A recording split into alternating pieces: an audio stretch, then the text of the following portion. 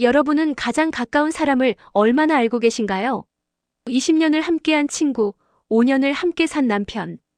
그들의 비밀을, 그들의 진심을 정말 다 알고 있다고 자신할 수 있나요? 민서 씨는 그날 밤 그 모든 확신이 무너지는 순간을 마주했습니다. 배신은 늘 가장 가까운 곳에서 시작된다고들 말합니다.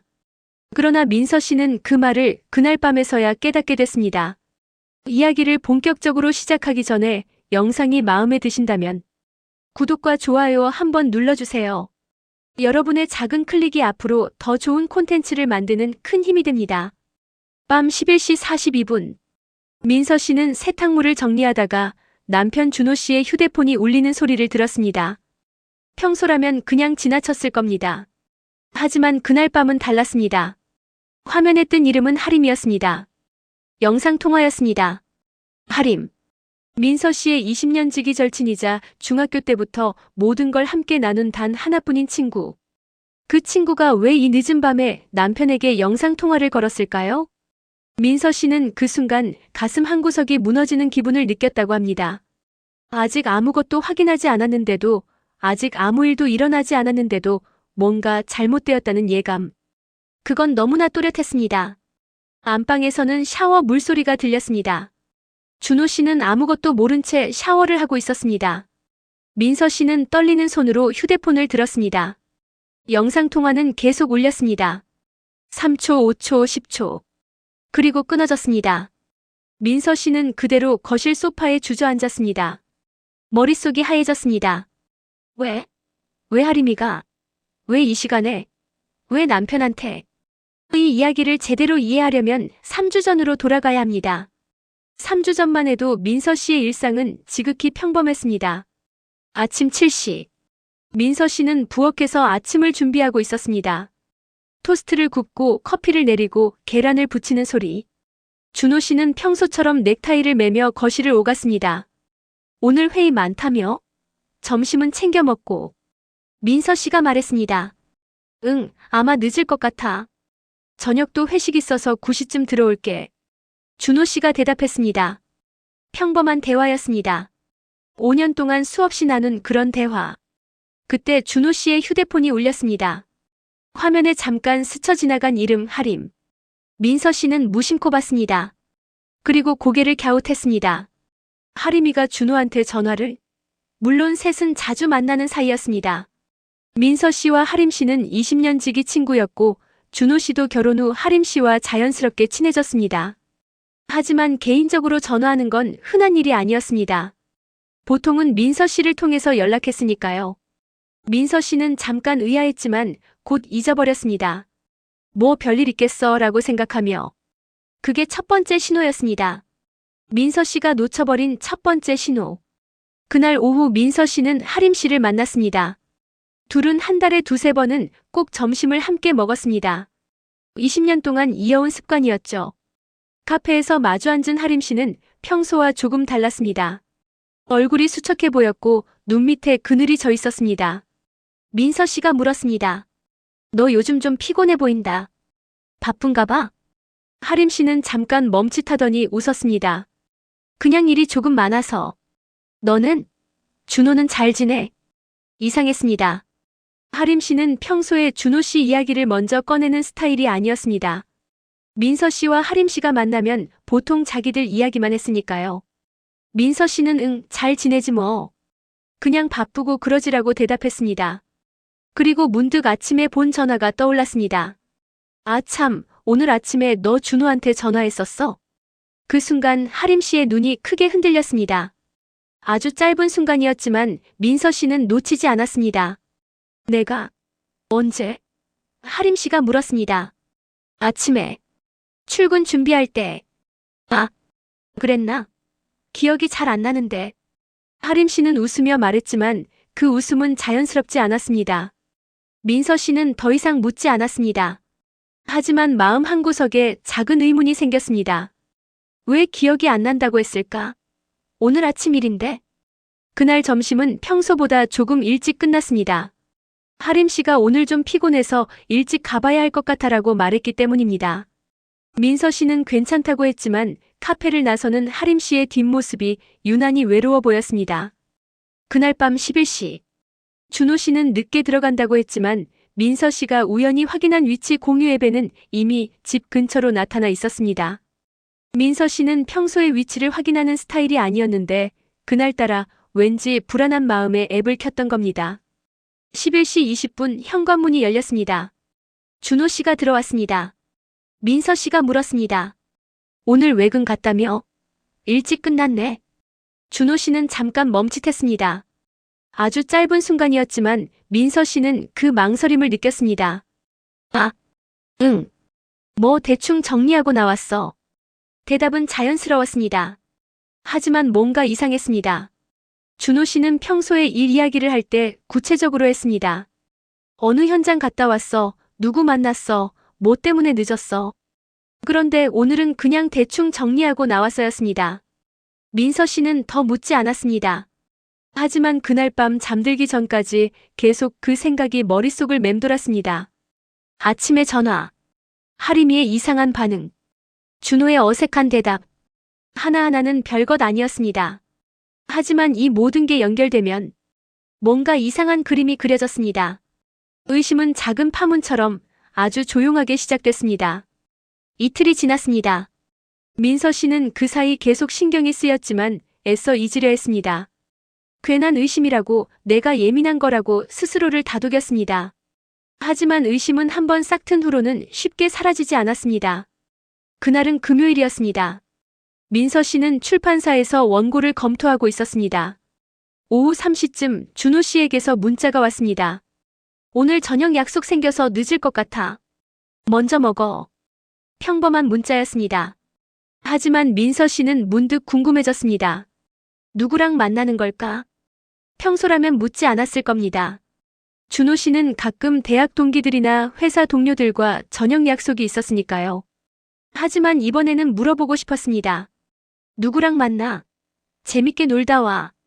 답장은 10분 후에 왔습니다. 대학 동기들. 이응이응.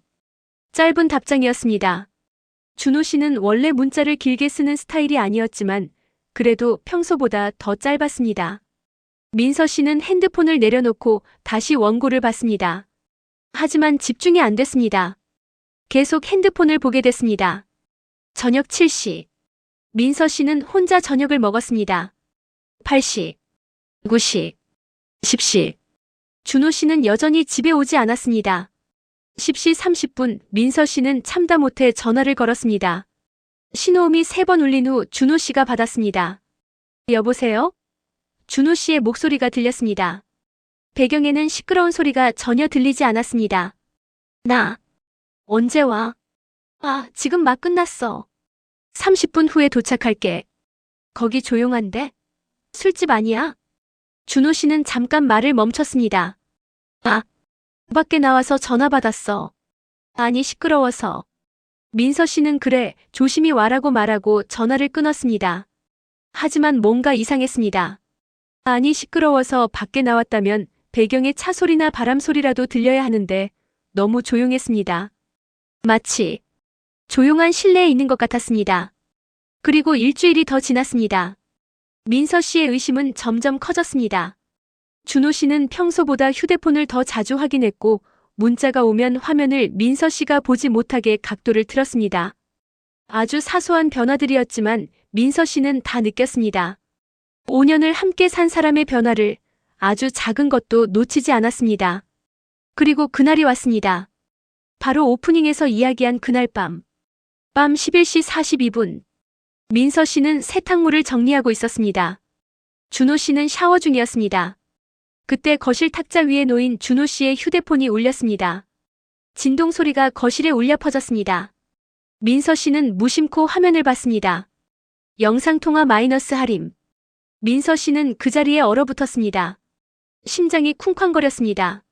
하림이가 이 늦은 밤에 준호한테 영상통화를? 영상통화는 계속 울렸습니다. 3초, 5초, 10초. 민서 씨는 휴대폰을 집어들었습니다. 손이 떨렸습니다. 받아야 할까? 아니면 그냥 둬야 할까? 15초가 지나고 영상통화는 끊어졌습니다. 민서 씨는 휴대폰을 내려놓았습니다. 그리고 소파에 주저앉았습니다. 머릿속이 새하얘졌습니다. 가장 가까운 두 사람의 이름이 동시에 뜨는 순간, 그건 우연이라고 하기엔 너무 큰 신호였습니다. 샤워 물소리가 멈췄습니다. 준호 씨가 욕실 문을 열고 나왔습니다. 머리를 수건으로 닦으며 거실로 왔습니다. 아직 안 자? 준호 씨가 물었습니다. 민서 씨는 침착하게 대답했습니다. 응. 빨래 정리하고 있었어.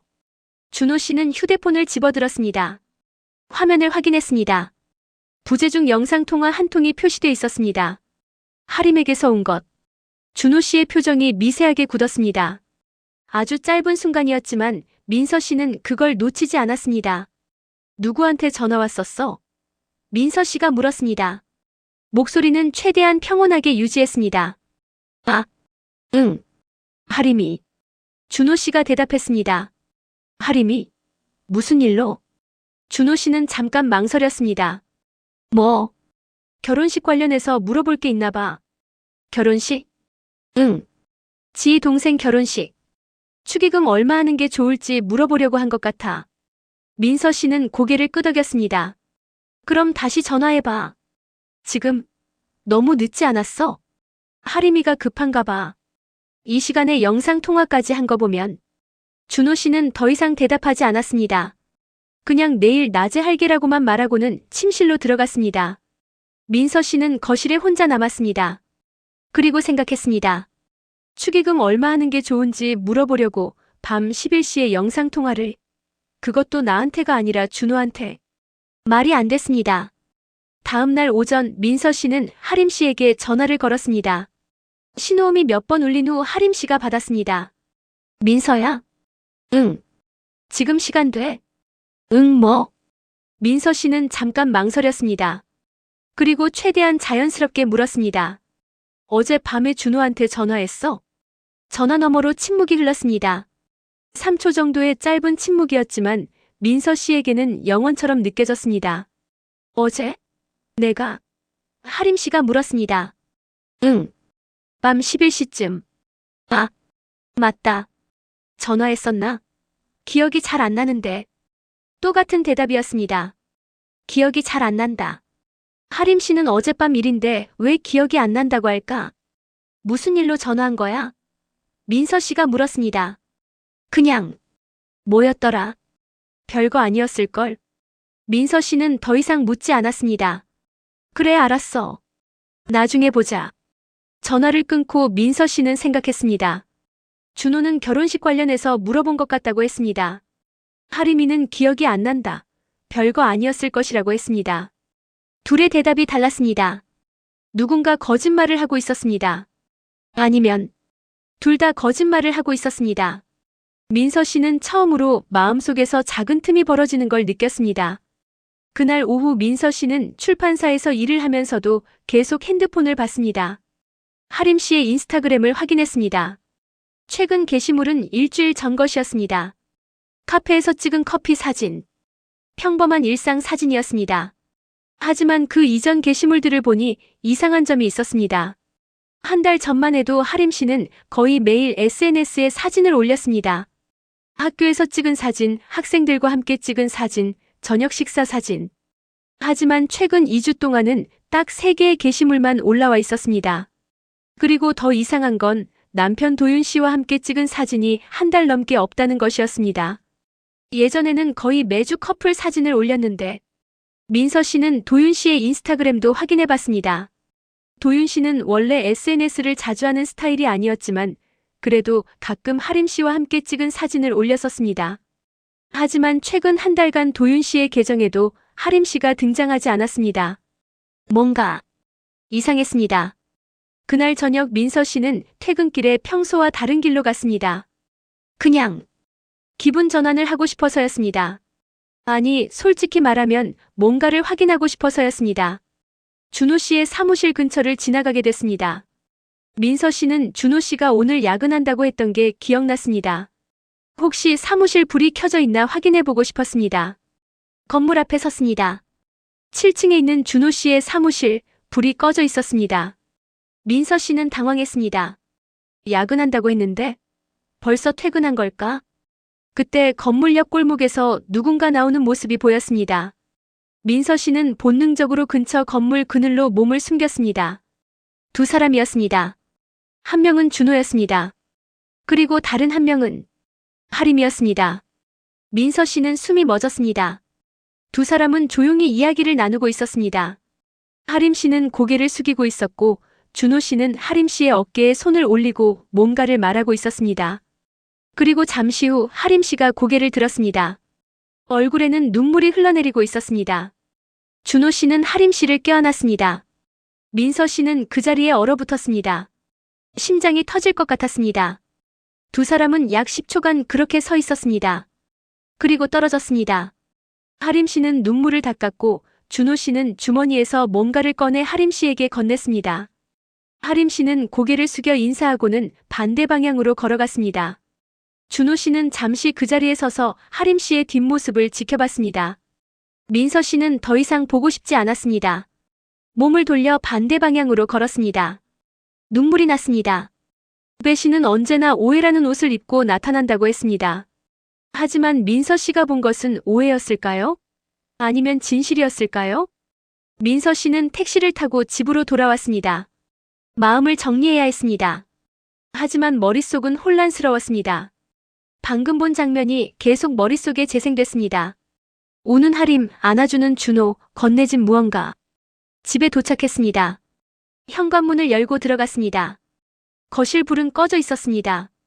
창계속 준호는 아직 집에 오지 않았습니다. 민서 씨는 소파에 앉았습니다. 핸드폰을 봤습니다. 준호에게서 문자가 와 있었습니다.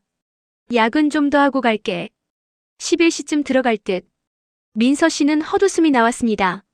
야근? 방금 하림이랑 있었으면서. 30분이 지났습니다. 1시간이 지났습니다.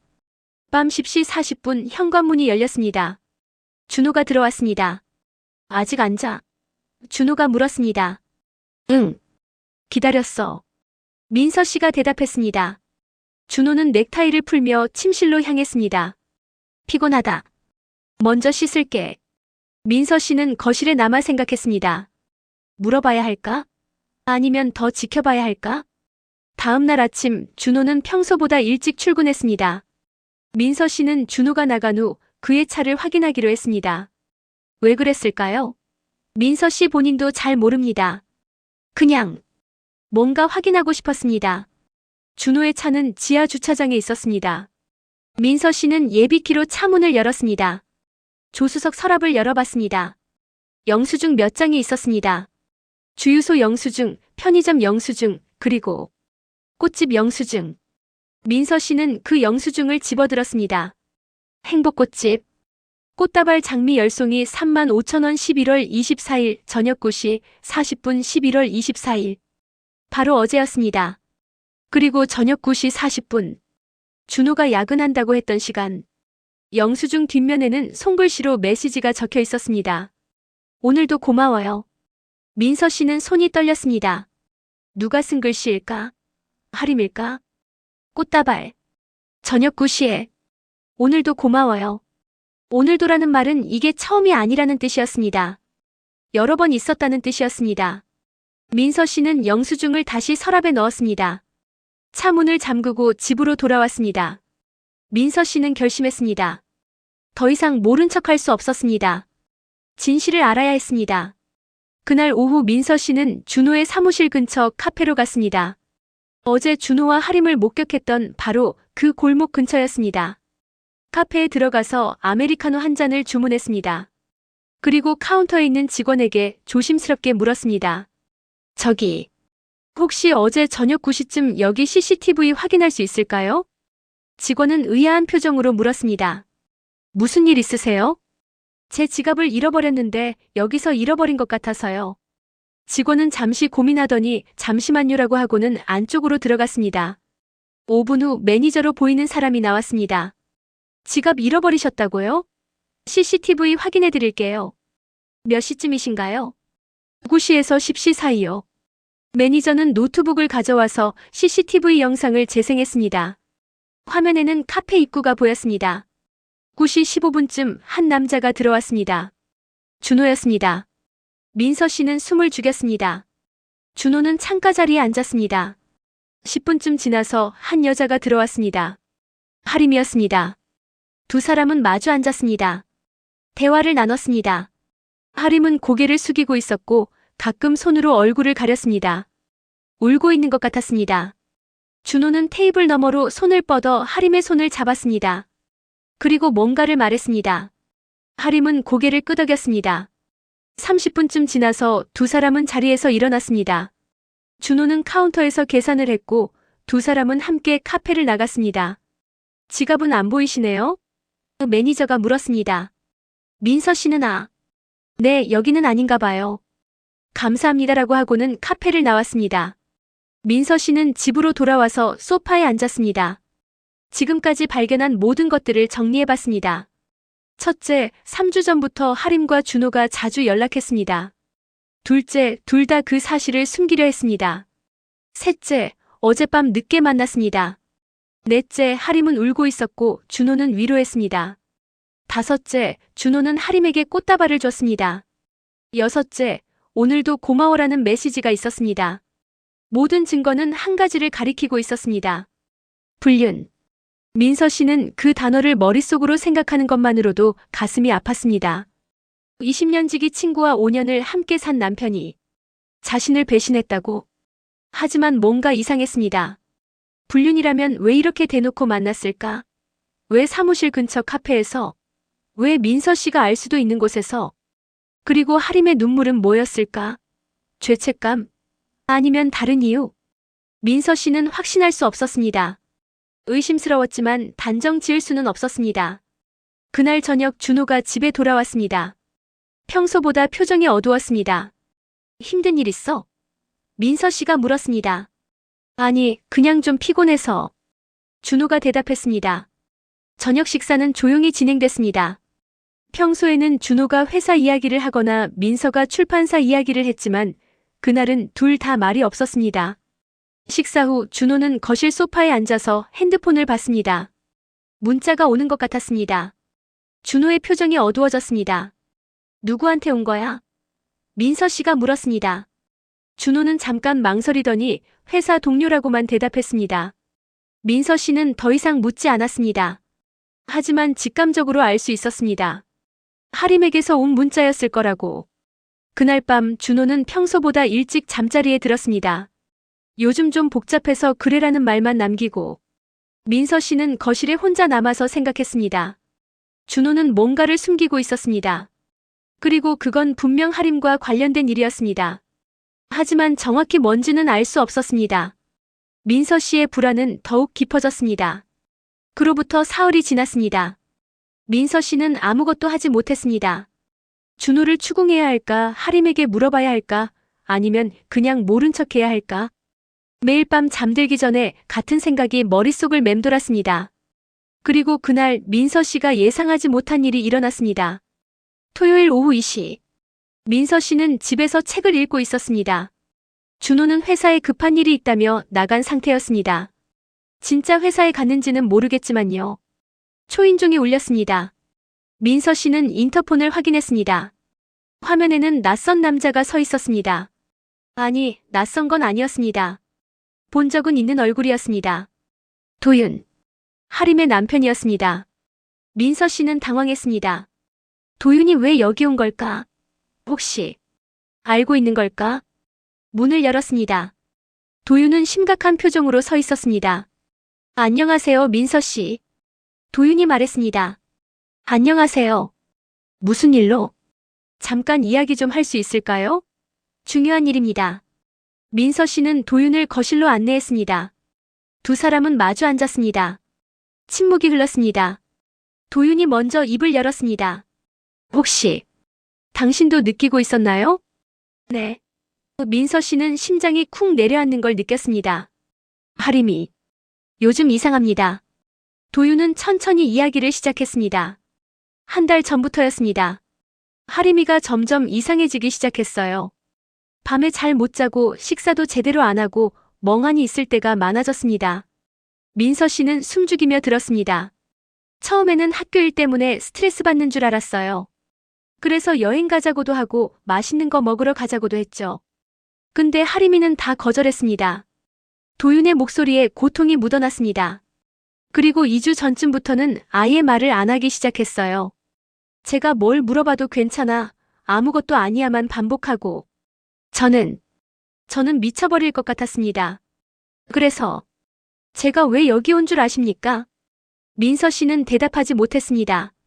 하림이 휴대폰을 봤습니다. 민서 씨의 눈이 커졌습니다. 물론 좋은 방법은 아니죠. 저도 압니다. 하지만 다른 방법이 없었어요. 하림이가 대체 왜 이러는지 알아야 했습니다. 도윤은 주머니에서 휴대폰을 꺼냈습니다. 그리고 화면을 민서 씨에게 보여줬습니다. 이걸 봤습니다. 화면에는 문자 메시지들이 가득했습니다. 하림과 준호 사이의 대화였습니다.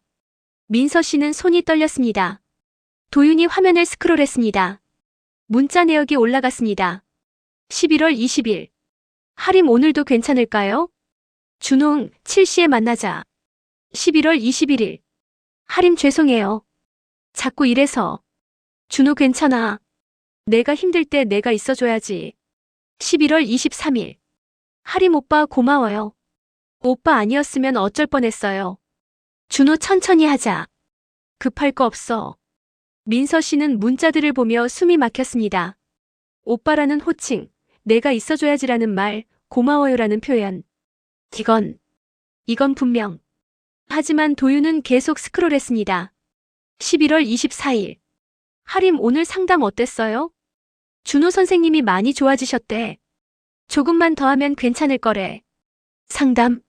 민서 씨는 멈칫했습니다. 11월 25일. 하림 내일 병원 같이 가주실 수 있나요? 혼자는 무서워서. 준호 그럼. 몇 시에? 하림 오후 2시요. 진짜 고마워요 오빠. 병원. 도윤이 휴대폰을 내렸습니다. 그의 얼굴은 분노로 일그러져 있었습니다. 보셨죠? 제 아내가 당신 남편과 이렇게 자주 만나고 있었습니다. 그것도 저 몰래. 민서 씨는 혼란스러웠습니다. 문자 내용은 분명 수상했습니다. 하지만 상담, 병원이라는 단어들이 계속 머릿속을 맴돌았습니다. 상담이 뭐예요? 병원은요? 민서 씨가 물었습니다. 도윤은 쓴웃음을 지었습니다.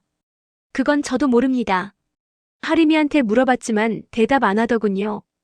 그냥 아무것도 아니야만 반복하고. 도윤은 다시 휴대폰을 조작했습니다. 이번에는 사진 앱을 열었습니다. 그리고 이것도 봤습니다. 화면에는 노트 사진이 떠올랐습니다. 하림의 필기체로 적힌 일정표였습니다. 11월 일정. 15일 마이너스 상담 준호 오빠 확인. 18일 마이너스 병원 검사 준호 오빠와 함께. 20일 마이너스 상담 준호 오빠 동행. 24일 마이너스 병원 재검 준호 오빠. 27일 마이너스 최종 상담 준호 오빠 확인받기. 모든 일정에 준호 오빠라는 이름이 적혀 있었습니다. 민서 씨는 충격과 혼란으로 얼어붙었습니다. 상담, 병원, 검사. 이게 대체 무슨 의미일까? 도윤이 말했습니다. 저는 도저히 이해할 수 없습니다.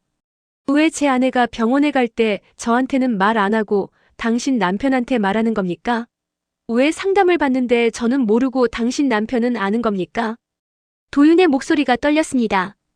분노보다는 상처받은 사람의 목소리였습니다. 그래서 제가 여기 온 겁니다. 당신도 알아야 한다고 생각했습니다. 당신 남편과 제 아내 사이에 뭔가 있다는 걸. 민서 씨는 대답할 수 없었습니다. 머릿속이 너무 복잡했습니다. 불륜? 아니면 다른 무언가? 상담과 병원이라는 단어는 불륜과는 어울리지 않았습니다. 하지만 그렇다고 해서 이 모든 상황을 설명할 수 있는 것도 아니었습니다. 도윤은 자리에서 일어났습니다. 그의 손은 주먹을 쥐고 있었습니다. 저는 오늘 준호 씨를 만날 겁니다. 그리고 직접 물어볼 겁니다. 제 아내와 무슨 관계냐고, 왜 저를 속이고 만나냐고. 민서 씨는 황급히 말했습니다. 잠깐만요. 아직 확실하지 않잖아요. 혹시 오해일 수도. 오해? 도윤이 날카롭게 말했습니다. 이게 오해로 보입니까? 한 달 동안 몰래 만나고 문자하고 병원까지 같이 가는 게 오해입니까? 도윤의 목소리에는 억눌린 분노가 가득했습니다. 저는 하림이를 사랑합니다. 3년 전 결혼했을 때 평생 행복하게 해주겠다고 약속했습니다. 근데 지금 제 아내는 저한테 말도 안 하고 저를 피하고 다른 남자를 만나고 있습니다. 도윤은 문 쪽으로 걸어갔습니다. 그리고 돌아서서 마지막으로 말했습니다. 민서 씨, 당신도 알 권리가 있습니다. 당신 남편이 대체 뭘 하고 있는지. 도윤은 현관문을 열고 나갔습니다. 문이 쾅 닫혔습니다. 민서 씨는 거실에 혼자 남았습니다. 온몸이 떨렸습니다. 지금까지는 혼자만의 의심이었습니다. 혼자 발견한 증거들이었습니다. 하지만 이제는 다른 사람도 알게 됐습니다. 하림의 남편도 뭔가 이상하다고 느끼고 있었습니다.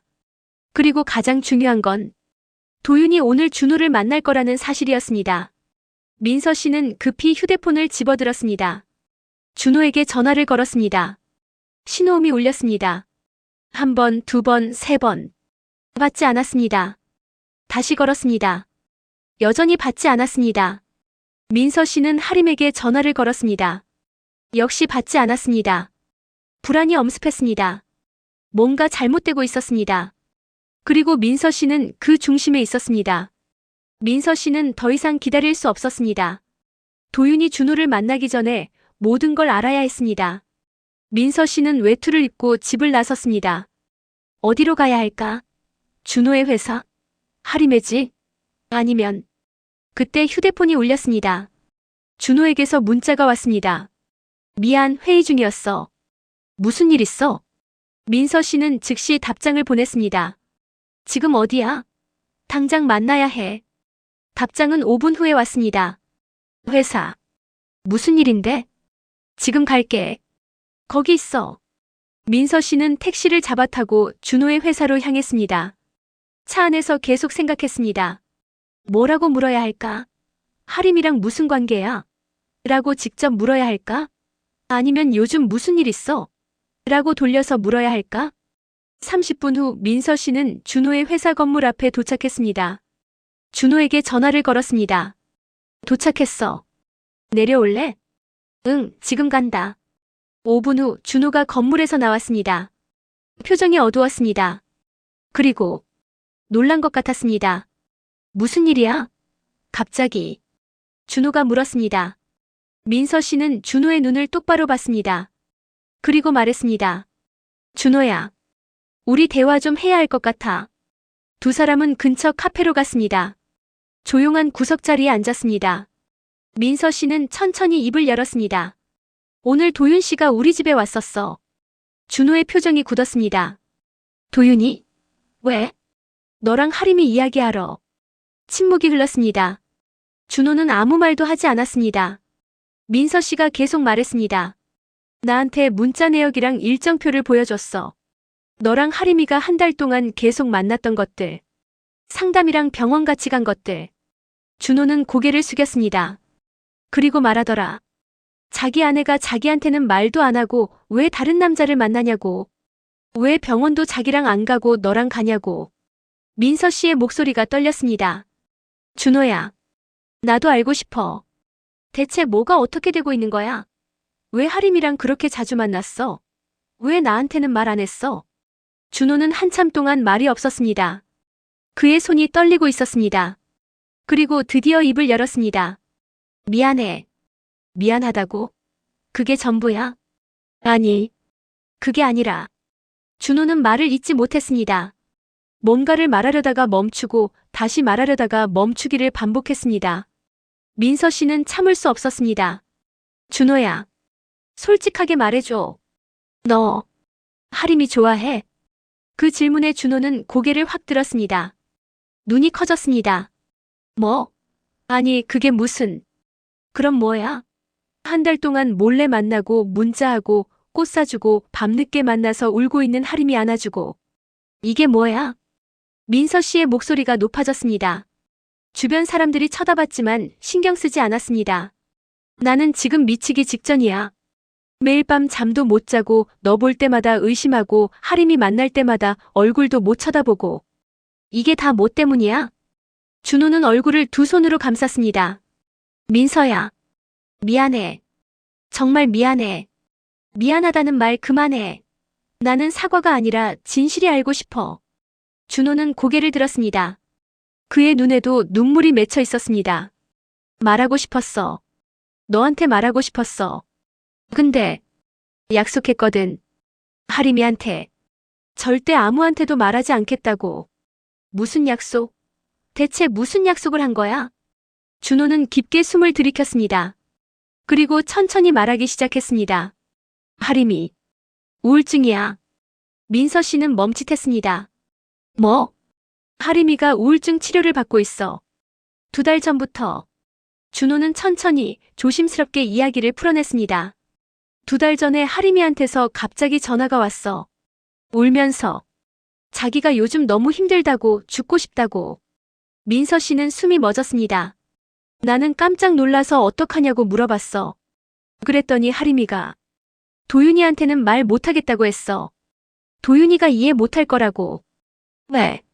왜 나한테는 말 안 했어? 준호는 민서를 봤습니다.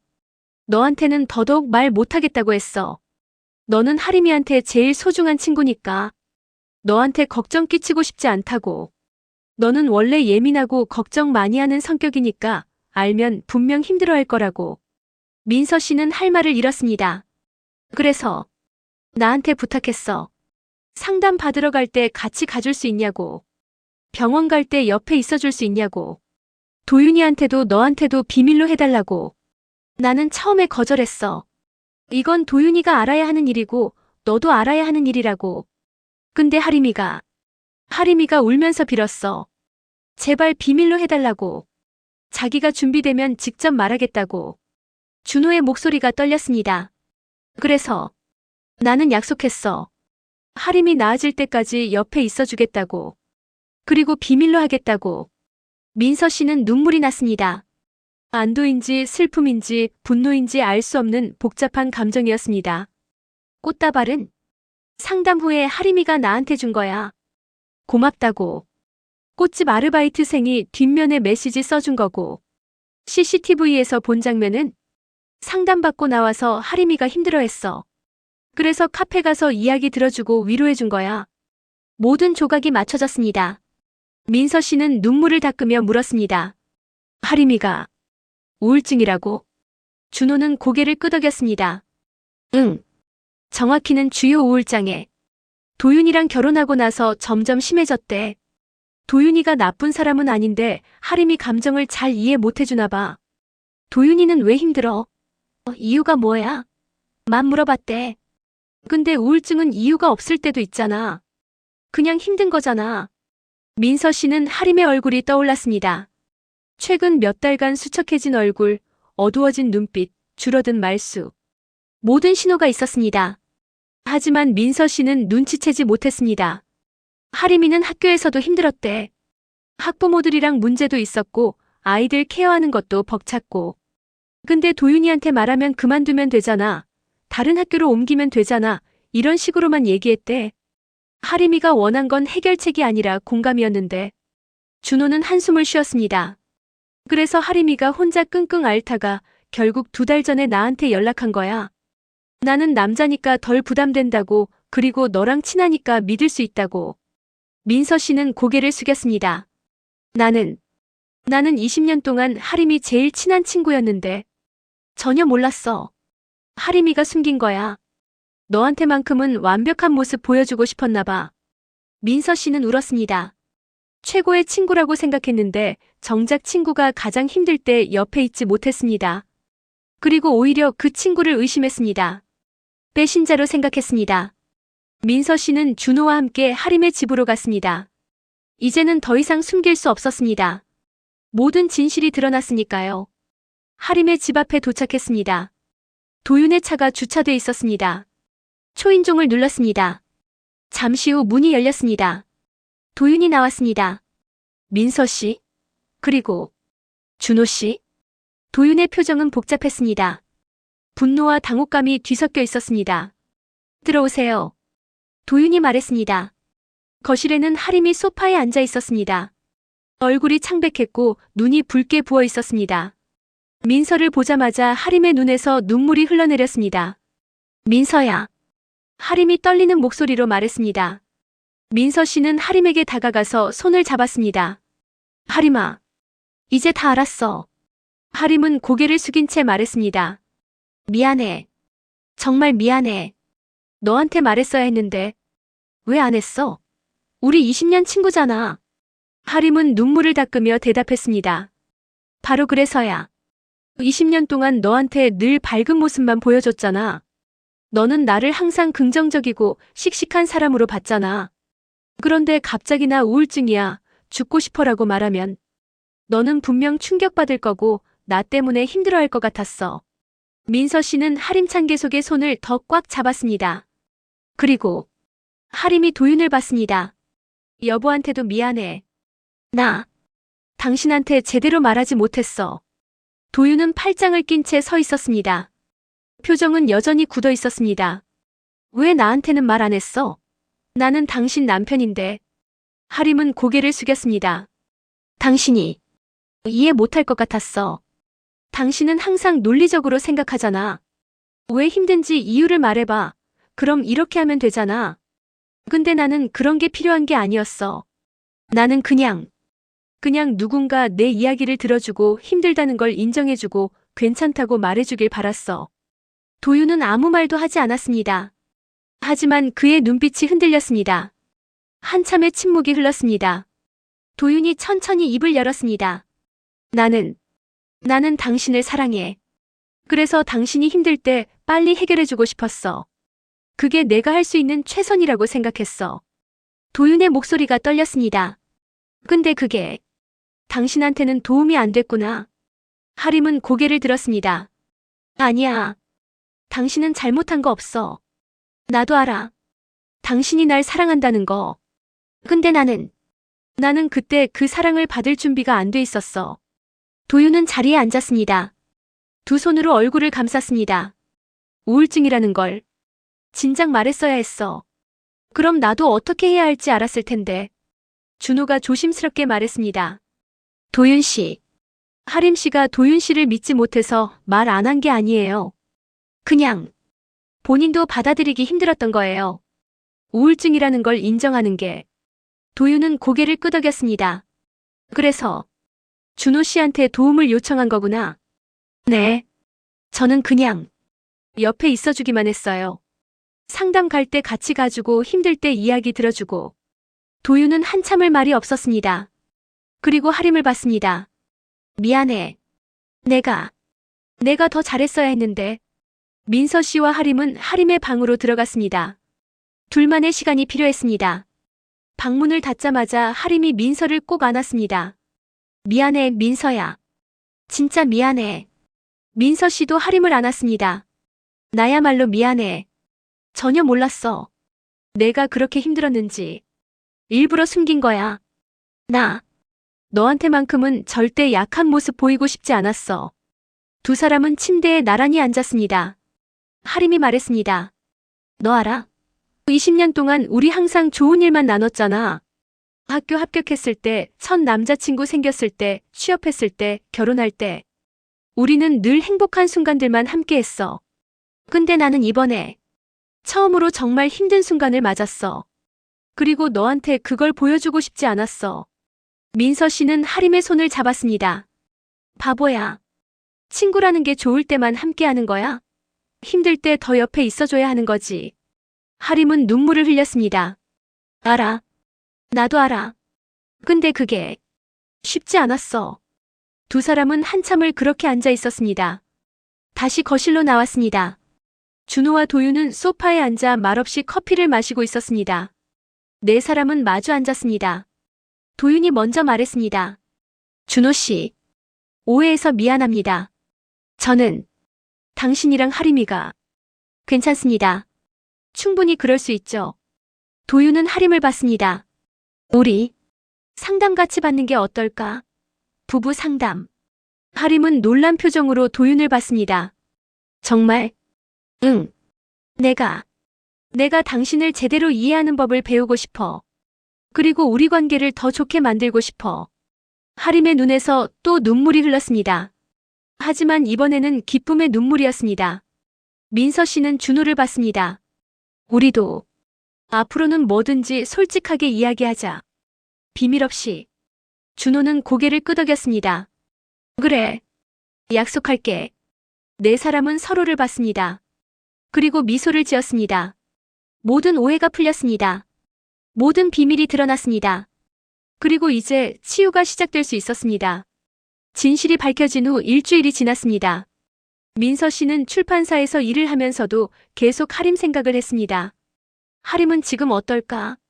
도윤이랑은 괜찮아졌을까? 상담은 잘 받고 있을까?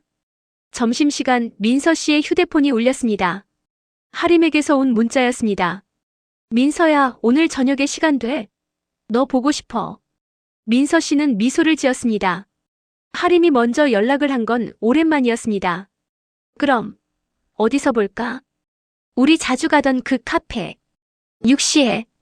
저녁 6시 민서 씨는 약속 장소에 도착했습니다. 하림은 이미 와 있었습니다. 창가 자리에 앉아서 밖을 보고 있었습니다. 민서 씨가 다가가자 하림이 고개를 돌렸습니다. 그리고 웃었습니다. 예전과는 다른 웃음이었습니다. 억지로 짓는 웃음이 아니라 진심에서 우러나오는 웃음이었습니다. 왔어? 하림이 말했습니다. 응. 오래 기다렸어? 아니, 나도 방금. 두 사람은 마주 앉았습니다. 하림은 아메리카노를 한 모금 마시고 말했습니다. 민서야. 그동안 많이 생각했어. 응. 내가 너무 완벽해 보이려고 했던 것 같아. 너한테도 도윤이한테도 학교 사람들한테도. 하림은 잠시 멈췄다가 계속 말했습니다. 나는 항상 괜찮은 사람이고 싶었어. 문제없이 잘 살고 잘 웃고 잘 버티는 사람. 근데 그게 나를 너무 힘들게 만들었어. 민서 씨는 조용히 들었습니다. 상담 선생님이 말하더라. 완벽할 필요 없다고. 힘들면 힘들다고 말해도 된다고. 그게 약한 게 아니라 용기라고. 하림의 눈에 눈물이 맺혔습니다. 그 말을 듣고 처음으로 마음이 좀 가벼워졌어. 아, 나 꼭 완벽하지 않아도 되는구나. 가끔 무너져도 되는구나. 민서 씨는 하림의 손을 잡았습니다. 하림아, 너는 이미 충분히 훌륭해. 완벽하든 아니든 넌 내 가장 소중한 친구야. 하림은 눈물을 흘렸습니다. 하지만 웃고 있었습니다. 고마워. 정말 고마워. 도윤이랑은 어때? 민서 씨가 물었습니다. 하림은 잠시 생각하더니 대답했습니다. 많이 달라졌어. 우리 관계. 어떻게? 일단 도윤이가 정말 많이 노력하고 있어. 부부 상담도 같이 받고 있고 나한테 이것저것 많이 물어봐. 하림은 미소를 지었습니다. 예전에는 왜 힘들어? 맞물었는데 지금은 어떻게 힘들어? 내가 뭘 해주면 좋을까? 를 물어봐. 그 차이가 엄청 크더라. 그리고 나도 달라졌어. 예전에는 도윤이한테 솔직하게 말 안 했거든. 괜찮아, 아무것도 아니야만 했는데 지금은 나 지금 힘들어. 나 좀 혼자 있고 싶어 이렇게 말해. 민서 씨는 고개를 끄덕였습니다. 그게 맞는 것 같아. 응. 상담 선생님도 그러더라. 관계는 투명해야 건강하다고. 숨기면 숨길수록 더 멀어진다고. 하림은 커피를 한 모금 더 마셨습니다. 며칠 전에 도윤이가 그러더라. 당신이 우울증이라는 거 알았으면 진작 도와줄 수 있었을 텐데라고. 그 말 듣고 내가 너무 혼자 끙끙 앓았구나 싶었어. 그날 밤 민서 씨는 집으로 돌아왔습니다. 준호는 거실에서 TV를 보고 있었습니다. 하림이 만나고 왔어? 준호가 물었습니다. 응. 많이 좋아진 것 같아. 민서 씨는 준호 옆에 앉았습니다. 준호야. 응. 고마워. 하림이 옆에 있어줘서. 준호는 민서를 봤습니다. 아니야. 나는 당연한 일을 한 거고. 아니야. 당연하지 않아. 누구나 할 수 있는 일이 아니야. 민서 씨는 준호의 손을 잡았습니다. 하림이가 너를 찾아간 건 너를 믿었기 때문이야. 그리고 너는 그 믿음을 지켜줬어. 준호는 잠시 말이 없었습니다.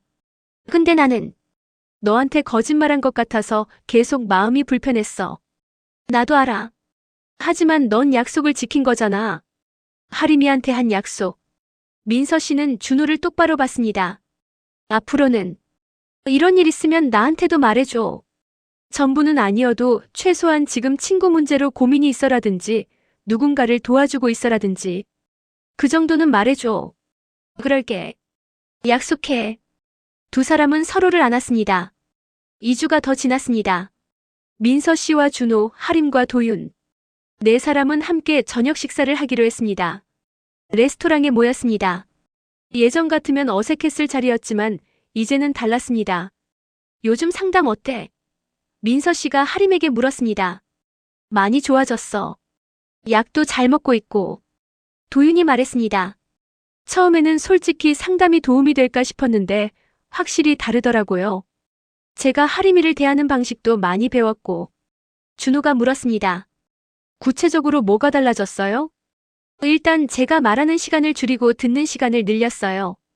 예전에는 하림이가 뭐라고 하면 바로 조언하려고 했는데 지금은 일단 끝까지 듣고 그랬구나, 힘들었겠다 이런 반응부터 해요. 하림이 웃으며 말했습니다. 처음에는 어색하더라. 도윤이가 갑자기 그랬구나 이러니까. 모두가 웃었습니다. 그래도 확실히 좋아. 내 말을 들어주는 사람이 있다는 게. 민서 씨가 말했습니다. 우리도 그래야겠다. 준호야. 뭐? 서로 더 많이 들어주기. 준호는 고개를 끄덕였습니다. 그래. 우리도. 네 사람은 식사를 하며 이런저런 이야기를 나눴습니다. 예전처럼 편안하게. 하지만 예전보다 더 솔직하게. 한 달이 지났습니다. 하림은 학교로 복귀했습니다. 한 달간 병가를 내고 쉬었다가 다시 아이들을 만났습니다. 첫날 아이들은 하림을 반갑게 맞아줬습니다. 선생님, 어디 아프셨어요? 응. 좀 아팠는데 이제 괜찮아. 다행이다. 우리 선생님 없으니까 너무 심심했어요. 하림은 아이들을 보며 미소 지었습니다. 예전에는 아이들이 부담스러웠습니다. 잘 가르쳐야 한다는 압박감, 완벽한 선생님이어야 한다는 강박감. 하지만 지금은 달랐습니다. 아이들도 실수할 수 있고 선생님도 실수할 수 있다. 그게 자연스러운 거였습니다. 점심시간 동료 교사가 하림에게 물었습니다. 하림쌤 많이 좋아 보여요. 뭔가 달라진 것 같은데? 하림은 웃으며 대답했습니다. 그냥 마음을 좀 내려놓았어요. 마음을? 응. 완벽해야 한다는 생각. 그냥 있는 그대로의 나로 살아도 된다는 걸 배웠어요. 동료 교사는 고개를 끄덕였습니다.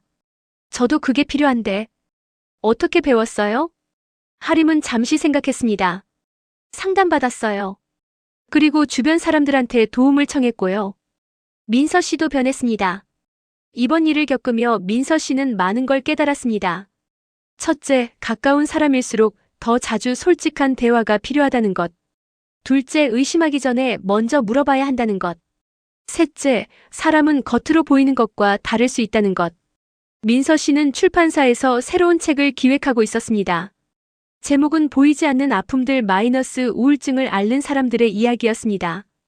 편집회의에서 민서 씨가 말했습니다. 이 책은 우울증 환자들의 실제 경험담을 담을 거예요.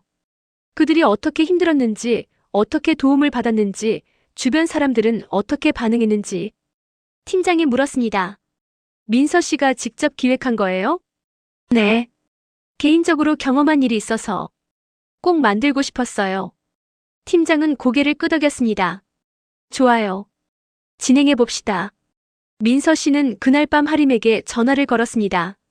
하림아, 나 책 하나 기획하고 있는데 혹시 인터뷰해 줄 수 있어? 인터뷰? 무슨? 우울증에 관한 책이야. 실제로 겪은 사람들의 이야기를 담으려고. 하림은 잠시 망설였습니다. 네. 내 이야기를? 응. 익명으로 해도 돼. 근데 너 같은 사람들의 이야기가 다른 사람들한테 도움이 될 것 같아. 하림은 한참을 생각하더니 대답했습니다. 좋아. 할게. 재미있는 변화가 하나 더 있었습니다. 준호와 도윤이 친해진 것입니다. 어느 토요일 오후 두 남자는 함께 농구를 하러 갔습니다. 준호 씨, 슛 넣어보세요. 도윤이 공을 패스했습니다. 준호가 슛을 던졌습니다. 골인. 오, 잘하시네요. 농구를 하고 나서 두 사람은 근처 벤치에 앉아 물을 마셨습니다. 도윤이 말했습니다. 준호 씨, 그동안 정말 고마웠어요. 아니에요. 저는 아니에요. 진심으로 고마워요. 제가 못해준 걸 해주셨잖아요. 준호는 고개를 저었습니다. 저는 그냥 친구를 도운 거예요. 그래도요. 만약 준호 씨가 아니었으면 하림이 어떻게 됐을지 모르겠어요. 도윤의 목소리가 떨렸습니다. 상담 선생님이 그러더라고요. 하림 씨가 심할 때는 자해 충동도 있었대요. 근데 준호 씨가 옆에 있어줘서 버틸 수 있었대요. 준호는 놀랐습니다. 그 정도인 줄은 몰랐습니다. 그래서요. 진짜 고맙습니다. 도윤은 고개를 숙여 인사했습니다. 준호는 어색하게 손을 흔들었습니다. 아니에요. 그냥 제가 할 수 있는 걸 한 거예요. 시간은 빠르게 흘렀습니다. 3개월이 지났습니다. 하림의 상태는 많이 좋아졌습니다. 약을 계속 복용하면서 상담도 꾸준히 받았습니다. 도윤과의 관계도 전보다 훨씬 좋아졌습니다. 민서 씨의 책 프로젝트도 순조롭게 진행됐습니다. 하림을 포함해 10명의 우울증 경험자들을 인터뷰했고 그들의 이야기를 책으로 엮었습니다. 어느 일요일 오후 4사람은 다시 모였습니다. 이번에는 민서 씨와 준호의 집에서 거실에 둘러앉아 차를 마시며 이야기를 나눴습니다. 하림아, 요즘 어때? 민서 씨가 물었습니다. 많이 좋아. 완전히 나은 건 아니지만 예전보다 훨씬 나아. 도윤이 말했습니다. 상담 선생님이 그러는데 우울증은 완치 개념이 아니라 관리 개념이래요. 계속 잘 관리하면서 살아가는 거죠. 민서 씨가 고개를 끄덕였습니다. 그렇지. 당뇨나 고혈압처럼. 하림이 웃으며 말했습니다. 처음에는 평생 관리해야 한다는 게 막막했는데 지금은 괜찮아. 그냥 내 일부구나 하고 받아들였어. 준호가 물었습니다. 학교는 어때? 좋아. 아이들 가르치는 게 다시 즐거워졌어. 예전에는 의무감으로 했는데 지금은 진짜 재미있어. 한 달 후, 민서 씨가 기획한 책이 출간됐습니다. 제목 보이지 않는 아픔들 마이너스 우울증을 앓는 사람들의 이야기. 출간 기념으로 작은 북토크 행사가 열렸습니다. 서점의 작은 공간에 30명 정도의 사람들이 모였습니다. 민서 씨가 무대에 섰습니다. 안녕하세요. 이 책을 기획한 민서입니다. 이 책은 제게 아주 특별한 의미가 있습니다. 민서 씨는 잠시 숨을 고르고 말을 이었습니다. 제 가장 친한 친구가 우울증을 앓았습니다. 하지만 저는 전혀 몰랐어요. 20년을 함께 지냈는데도요. 청중들이 조용히 들었습니다. 나중에 안 사실이지만 친구는 저한테 말하고 싶었대요. 하지만 걱정 끼칠까봐, 실망시킬까봐, 약해 보일까봐 말하지 못했대요. 민서 씨의 목소리가 떨렸습니다. 그래서 이 책을 만들었습니다. 우울증을 앓는 사람들이 어떤 마음인지, 그들이 정말로 필요한 게 뭔지, 주변 사람들은 어떻게 도와줄 수 있는지 그런 이야기들을 담았습니다. 청중 사이에 앉아있던 하림의 눈에서 눈물이 흘렀습니다. 도윤이 하림의 손을 잡아줬습니다. 이 책이 누군가에게 작은 위로가 되길 바랍니다. 그리고 우울증을 겪는 분들이 나만 이런 게 아니구나, 말해도 괜찮구나라고 느낄 수 있길 바랍니다. 북토크가 끝나고 사람들이 하나둘 민서 씨에게 다가와 악수를 청했습니다. 한 중년 여성이 눈물을 흘리며 말했습니다. 감사합니다. 제 딸이 우울증인데 어떻게 도와줘야 할지 몰랐거든요. 이 책이 정말 도움이 될 것 같아요. 민서 씨는 그 손을 꼭 잡았습니다. 잘하실 거예요. 곁에 있어주시는 것만으로도 큰 힘이 돼요. 6개월이 흘렀습니다. 계절은 겨울에서 봄으로 바뀌었습니다. 거리의 나무들은 새싹을 틀었고 공원에는 꽃들이 피어나기 시작했습니다. 하림도 마찬가지였습니다. 긴 겨울을 지나 이제 봄을 맞이하고 있었습니다. 어느 토요일 오후 하림은 혼자 공원을 산책했습니다. 예전에는 혼자 있는 시간이 무서웠습니다. 혼자 있으면 우울한 생각들이 밀려왔으니까요. 하지만 지금은 달랐습니다. 혼자 있는 시간이 편안했습니다. 혼자 생각할 수 있고 혼자 쉴 수 있었습니다. 벤치에 앉아 하림은 하늘을 올려다봤습니다. 파란 하늘에 하얀 구름이 떠 있었습니다. 휴대폰이 울렸습니다. 민서에게서 온 문자였습니다. 하림아, 오늘 저녁에 우리 집으로 올래? 같이 밥 먹자. 좋아. 몇 시에? 7시. 알았어. 뭐 가져갈까? 아무것도 안 가져와도 돼. 그냥 와. 하림은 미소를 지었습니다. 예전에 하림이었다면 아무것도 안 가져와도 되라는 말에도 뭔가를 꼭 사갔을 겁니다. 부담 주고 싶지 않아서, 신뢰하고 싶지 않아서. 하지만 지금의 하림은 그냥 갔습니다. 아무것도 안 가져와도 된다는 말을 그대로 받아들였습니다. 저녁 7시, 하림은 민서의 집에 도착했습니다. 현관문을 열자 고소한 냄새가 났습니다. 민서가 파스타를 만들고 있었습니다. 와, 맛있겠다. 하림이 말했습니다. 조금만 기다려. 거의 다 됐어. 두 사람은 식탁에 마주 앉았습니다. 파스타와 샐러드, 그리고 와인 한 병. 준호는? 하림이 물었습니다. 오늘 동기 모임 갔어. 우리끼리 얘기하자고 했어. 무슨 얘기? 민서는 와인을 따르며 말했습니다. 그냥 요즘 어떤지 궁금해서. 하림은 파스타를 한 입 먹고 대답했습니다. 많이 좋아졌어. 진짜로. 약은 계속 먹고 있어? 응. 상담 선생님이 앞으로 1년은 더 먹어야 한대. 그래야 재발 안 한대. 민서는 고개를 끄덕였습니다. 도윤이랑은? 하림의 얼굴에 미소가 번졌습니다. 진짜 많이 달라졌어. 도윤이도 나도. 어떻게? 도윤이는 이제 내 감정을 있는 그대로 받아들여줘. 예전처럼 왜 그래? 이유가 뭐야? 라고 묻지 않아. 그냥 힘들구나. 내가 옆에 있을게 이렇게 말해줘. 하림은 와인을 한 모금 마셨습니다. 그리고 나도 달라졌어.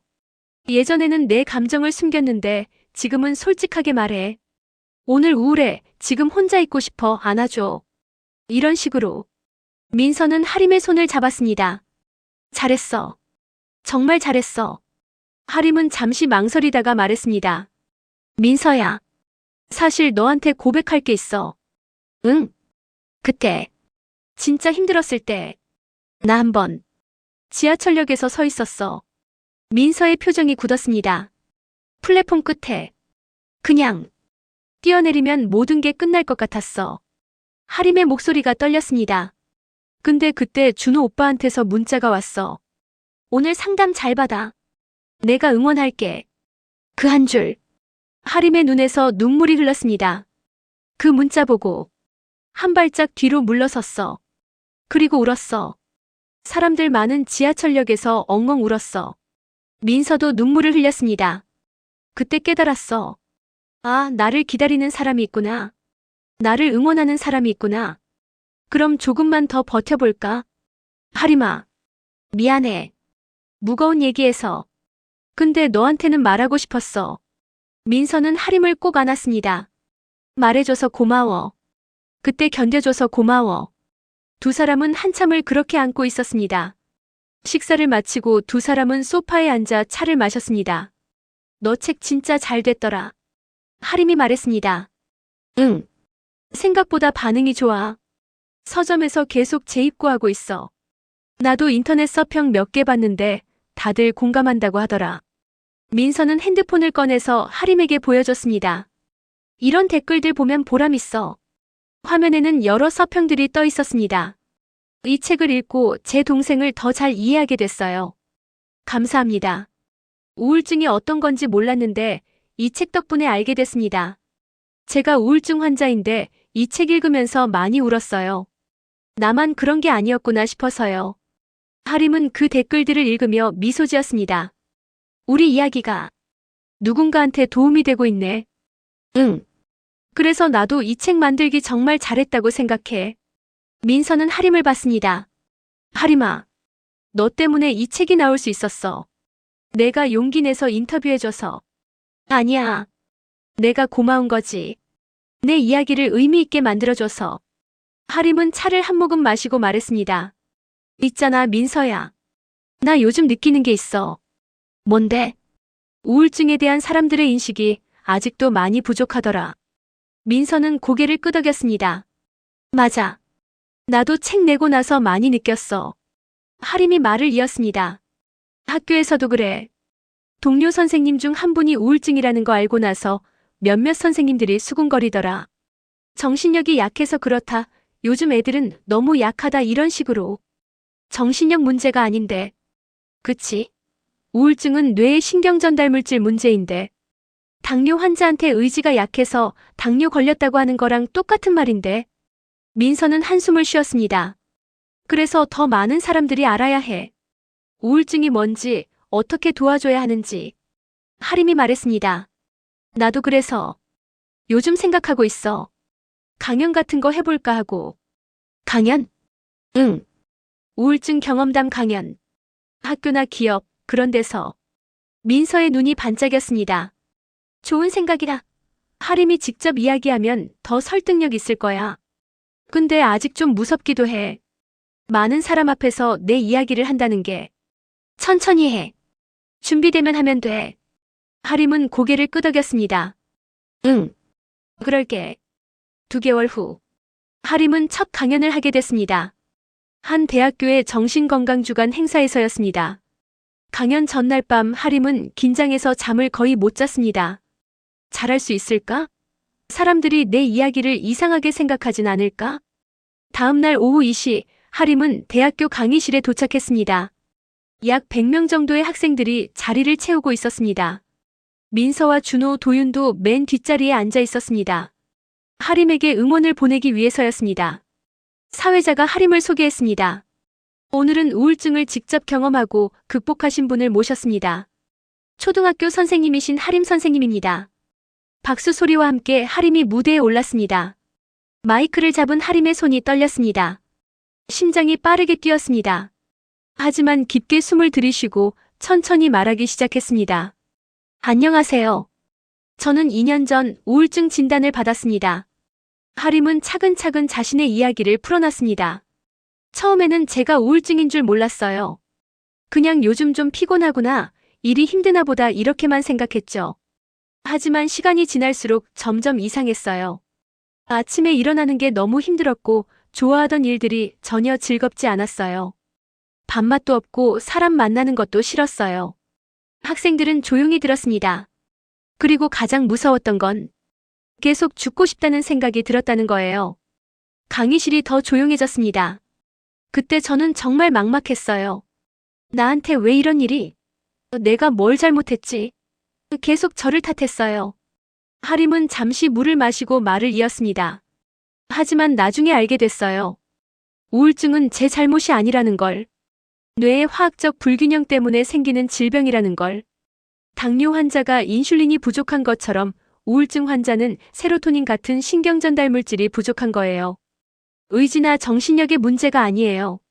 몇몇 학생들이 고개를 끄덕였습니다. 저는 상담과 약물 치료를 받았어요. 그리고 가장 중요했던 건 주변 사람들의 도움이었어요.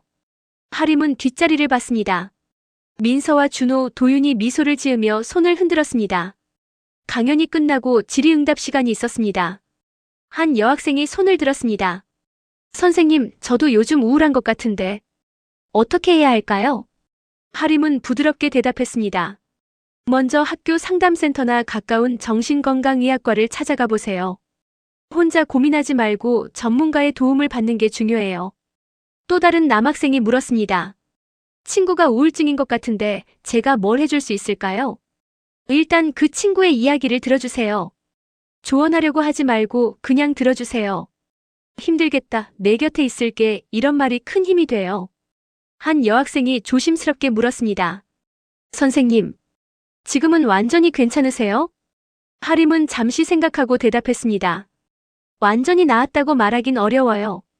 아직도 가끔 힘든 날이 있거든요. 하지만 예전과 다른 건 이제 어떻게 대처해야 하는지 안다는 거예요. 우울증은 감기처럼 완치되는 게 아니에요. 당뇨나 고혈압처럼 평생 관리하는 거예요. 하지만 잘 관리하면 충분히 행복하게 살 수 있어요. 학생들은 박수를 쳤습니다. 강연이 끝나고 몇몇 학생들이 하림에게 다가왔습니다. 한 여학생이 눈물을 흘리며 말했습니다.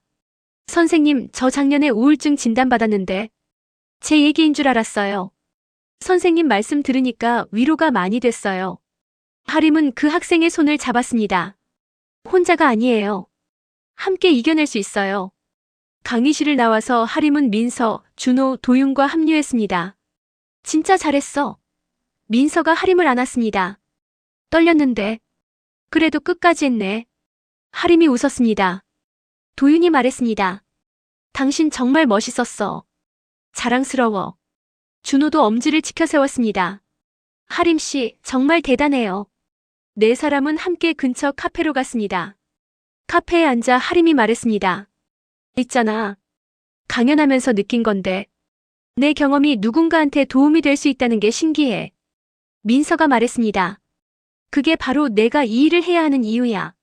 맞아. 앞으로 더 많은 사람들한테 이야기하고 싶어. 우울증으로 힘들어하는 사람들한테, 그리고 그 주변 사람들한테. 시간은 계속 흘렀습니다. 하림의 강연은 계속됐습니다. 학교, 기업, 복지관 등 여러 곳에서 하림을 초청했습니다. 민서의 책은 2쇄, 3쇄를 찍었고 우울증 관련 필독서로 자리 잡았습니다. 준호와 민서의 관계는 더욱 돈독해졌습니다. 서로에게 더 솔직해졌고 더 많이 대화했습니다. 도윤과 하림도 마찬가지였습니다. 부부 상담은 1년 넘게 계속됐고 둘의 관계는 예전보다 훨씬 건강해졌습니다. 어느 가을날 네 사람은 다시 모였습니다. 야, 우리 처음 만난 게 언제더라? 도윤이 물었습니다. 하림이랑 내가 결혼식 때 처음 만났으니까 4년 전. 준호가 대답했습니다. 벌써 그렇게 됐네. 민서가 말했습니다. 하림이 웃으며 말했습니다. 그 4년 동안 참 많은 일이 있었지. 진짜. 민서가 고개를 끄덕였습니다. 근데 있잖아. 하림이 말했습니다. 지금 이 순간이 가장 행복한 것 같아. 세 사람이 하림을 봤습니다. 왜 갑자기? 민서가 물었습니다. 그냥 우리가 서로를 진짜로 이해하고 있다는 느낌? 예전에는 겉으로만 친했다면 지금은 진짜 속까지 아는 사이가 된 것 같아. 준호가 말했습니다. 맞아. 우리 이제 진짜 가족 같아. 도윤이 잔을 들었습니다. 그럼 건배할까? 우리의 우정에. 네 사람은 잔을 부딪혔습니다. 건배. 2년이 흘렀습니다. 하림의 강연 활동은 계속됐고 이제는 작은 유명세까지 탔습니다. SNS에는 하림의 강연을 듣고 감동받았다는 글들이 종종 올라왔습니다. 민서는 두 번째 책을 준비하고 있었습니다. 이번에는 정신건강 관련 에세이였습니다. 준호의 건축사무소는 안정적으로 운영되고 있었고 도윤의 법률사무소도 마찬가지였습니다. 모든 것이 평온해 보였습니다. 어느 목요일 저녁 하림은 도윤과 함께 저녁을 먹고 있었습니다. 여보, 다음 주 토요일에 강연 있지? 도윤이 물었습니다. 응. 청년센터에서. 내가 같이 갈게. 요즘 내 스케줄이 좀 여유로워서. 하림은 미소를 지었습니다. 고마워. 당신이 와주면 힘이 나. 그때 하림의 휴대폰이 울렸습니다. 모르는 번호였습니다. 여보세요? 전화 너머로 낯선 여자 목소리가 들렸습니다. 혹시 하림 선생님이세요? 네, 그런데요. 저는 선생님 강연을 듣고 연락드리는 건데요. 혹시 시간 되시면 만나서 얘기 좀 할 수 있을까요? 무슨 일이신데요? 전화 너머로 한숨 소리가 들렸습니다. 제 딸이 우울증인데 요즘 너무 힘들어해서요. 선생님께 조언을 구하고 싶어서요. 하림은 잠시 망설였습니다. 이런 요청은 처음이 아니었습니다. 강연 후에 개인적으로 상담을 요청하는 사람들이 종종 있었습니다. 알겠습니다. 언제 만날까요? 내일 점심때 가능하신가요? 네, 괜찮아요. 다음 날 점심 하림은 약속 장소인 카페에 도착했습니다. 창가에 40대 중반으로 보이는 여성이 앉아 있었습니다. 얼굴에는 피곤함이 가득했습니다. 안녕하세요, 하림입니다. 여성은 급히 일어나 인사했습니다. 아, 선생님.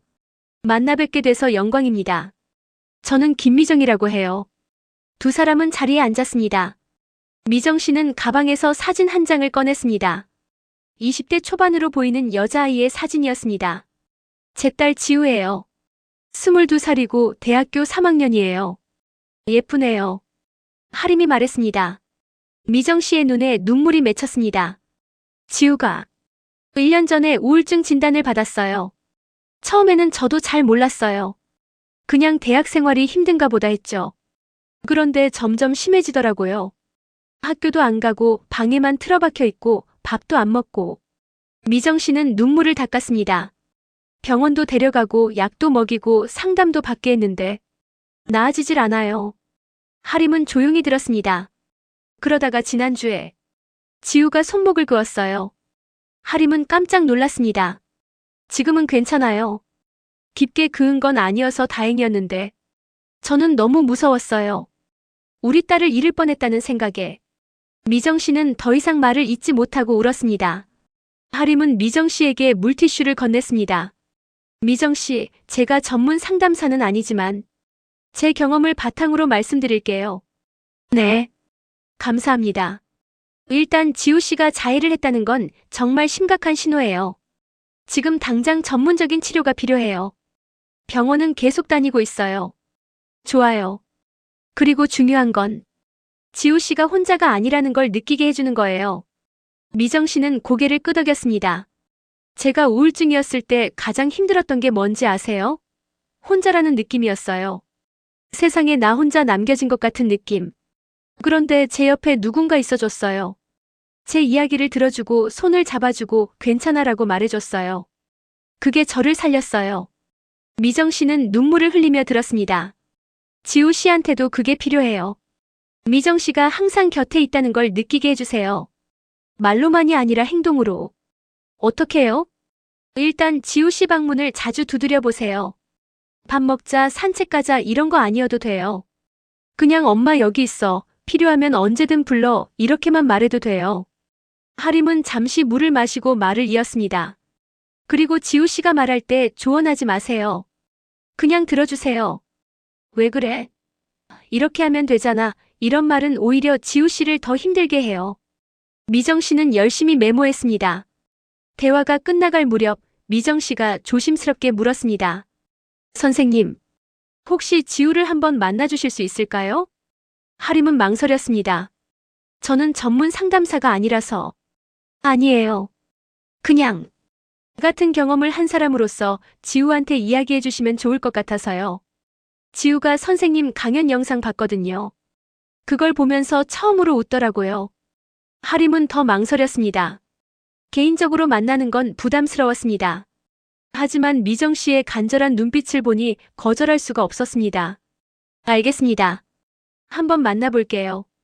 정말이요? 감사합니다, 선생님. 미정 씨는 깊게 고개를 숙였습니다. 이번 주말에 괜찮으세요? 네, 토요일 오후면 돼요. 감사합니다. 정말 감사합니다. 카페를 나서며 하림은 생각했습니다. 잘할 수 있을까? 지우한테 무슨 말을 해줘야 할까? 그날 저녁 하림은 민서에게 전화했습니다. 민서야, 나 조언 좀 구하고 싶은데. 응, 뭔데? 하림은 오늘 있었던 일을 이야기했습니다. 민서는 잠시 생각하더니 말했습니다. 하림아, 너 무리하지 마. 내가 전문가는 아니잖아. 알아. 근데 거절할 수가 없었어. 그 어머니 눈빛을 보니까. 그래도 조심해. 내 마음도 다칠 수 있어. 응, 조심할게. 토요일 오후 하림은 지우를 만났습니다. 약속 장소는 조용한 카페였습니다. 지우는 이미 와 있었습니다. 창밖을 멍하니 바라보고 있었습니다. 안녕, 지우야. 나 하림이야. 지우는 고개를 돌렸습니다. 사진에서 본 것보다 훨씬 수척해 보였습니다. 눈 밑에는 다크서클이 있었고 머리는 며칠 감지 않은 것처럼 보였습니다. 안녕하세요. 지우가 작은 목소리로 말했습니다. 두 사람은 마주 앉았습니다. 침묵이 흘렀습니다. 하림이 먼저 입을 열었습니다. 너네 강연 영상 봤다며? 네. 봤어요. 어땠어? 지우는 잠시 망설이다가 대답했습니다. 공감됐어요. 선생님 말씀 하나하나가. 그래? 어떤 부분이? 혼자라는 느낌. 그 얘기요. 저도 요즘 그래요. 세상에 저만 혼자 남겨진 것 같아요. 하림은 고개를 끄덕였습니다. 나도 그랬어. 진짜 힘들었지. 근데 어떻게 나으셨어요? 하림은 잠시 생각했습니다. 솔직히 말하면 완전히 나은 건 아니야. 지금도 가끔 힘든 날이 있어. 지우가 하림을 봤습니다. 근데 예전과 다른 건 이제 혼자가 아니라는 걸 안다는 거야. 내 옆에 사람들이 있다는 걸. 저는 아무도 없는 것 같은데요. 아니야. 내 엄마가 있잖아. 너 때문에 매일 밤 잠 못 자고 걱정하고 어떻게든 도와주려고 애쓰는 사람. 지우의 눈에 눈물이 맺혔습니다. 그리고 나도 이제 있어. 비록 자주 못 만나더라도 내가 혼자가 아니라는 걸 기억해줘. 지우는 눈물을 흘렸습니다. 그 이후로 하림과 지우는 일주일에 한 번씩 만났습니다. 처음에는 카페에서 짧게 만났지만 점점 시간이 길어졌습니다. 두 번째 만남에서 지우는 조금 더 말이 많아졌습니다. 요즘 학교 가는 게 너무 힘들어요. 사람들이 다 저를 이상하게 볼 것 같아요. 왜 그렇게 생각해? 제가 우울증이라는 거 아는 친구들이 있거든요. 그 친구들이 저한테 조심스럽게 대해요. 마치 제가 언제 깨질지 모르는 유리 같다는 듯이. 하림은 고개를 끄덕였습니다. 나도 그런 시선 받아봤어. 처음에는 힘들었지. 어떻게 극복하셨어요? 극복한 게 아니라 받아들였어. 사람들이 조심스러워하는 건 날 싫어해서가 아니라 어떻게 대해야 할지 몰라서야. 그들도 처음이니까. 지우는 그 말을 곱씹었습니다. 세 번째 만남에서는 지우가 먼저 이야기를 꺼냈습니다. 선생님, 저 손목 그은 날 얘기해도 돼요? 물론이지. 말하고 싶으면. 지우는 한참을 망설이다가 말했습니다. 그날, 아무 이유 없이 그냥 죽고 싶었어요. 뭐가 잘못됐다거나 무슨 일이 있었던 것도 아니에요. 그냥 갑자기 이제 끝내고 싶다 이런 생각이 들었어요. 하림은 조용히 들었습니다. 칼을 들고 손목에 댔을 때 무서웠어요. 근데 동시에 안도감도 들었어요. 이제 곧 모든 게 끝나겠구나 하는. 지우의 목소리가 떨렸습니다. 근데 그때 엄마가 방문을 열었어요. 그리고 비명을 지르셨죠. 저는 그 순간 후회했어요. 내가 지금 뭘 하고 있는 거지? 라고. 하림도 자신의 이야기를 나눴습니다. 나도 있었어. 그런 순간 지우가 하림을 봤습니다. 지하철역에서 플랫폼 끝에 섰던 적 있어. 그냥 한 발짝만 내디디면 모든 게 끝날 것 같았어. 근데 안 하셨잖아요. 응. 그 순간 친구한테서 문자가 왔거든. 응원할게라는 한 줄. 그게 날 붙잡았어. 하림은 지우의 손을 잡았습니다. 지우야, 내가 지금 힘든 건 내 잘못이 아니야. 우울증이라는 병 때문이야. 근데 왜 하필 저예요? 왜 저만 이래야 해요? 그건 나도 몰라. 당뇨 환자한테 왜 하필 당신이 당뇨예요?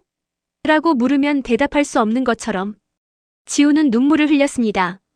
하지만 한 가지는 확실해. 이건 내 인생의 끝이 아니라 과정이야. 힘든 시기일 뿐이야. 진짜. 나아질 수 있을까요? 응. 시간이 걸리겠지만 분명히 나아질 거야. 어느 날 저녁 민서는 하림을 집으로 초대했습니다.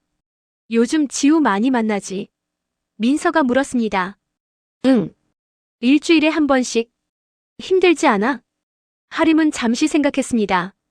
힘들긴 해. 지우를 보면 예전의 내가 떠올라서. 가슴이 아파. 그만 만나도 돼. 넌 전문가가 아니잖아. 알아. 근데 내가 해줄 수 있는 게 이것밖에 없어. 지우한테는 같은 경험을 한 사람의 말이 필요한 것 같아. 민서는 하림의 손을 잡았습니다. 근데 내 마음도 중요해.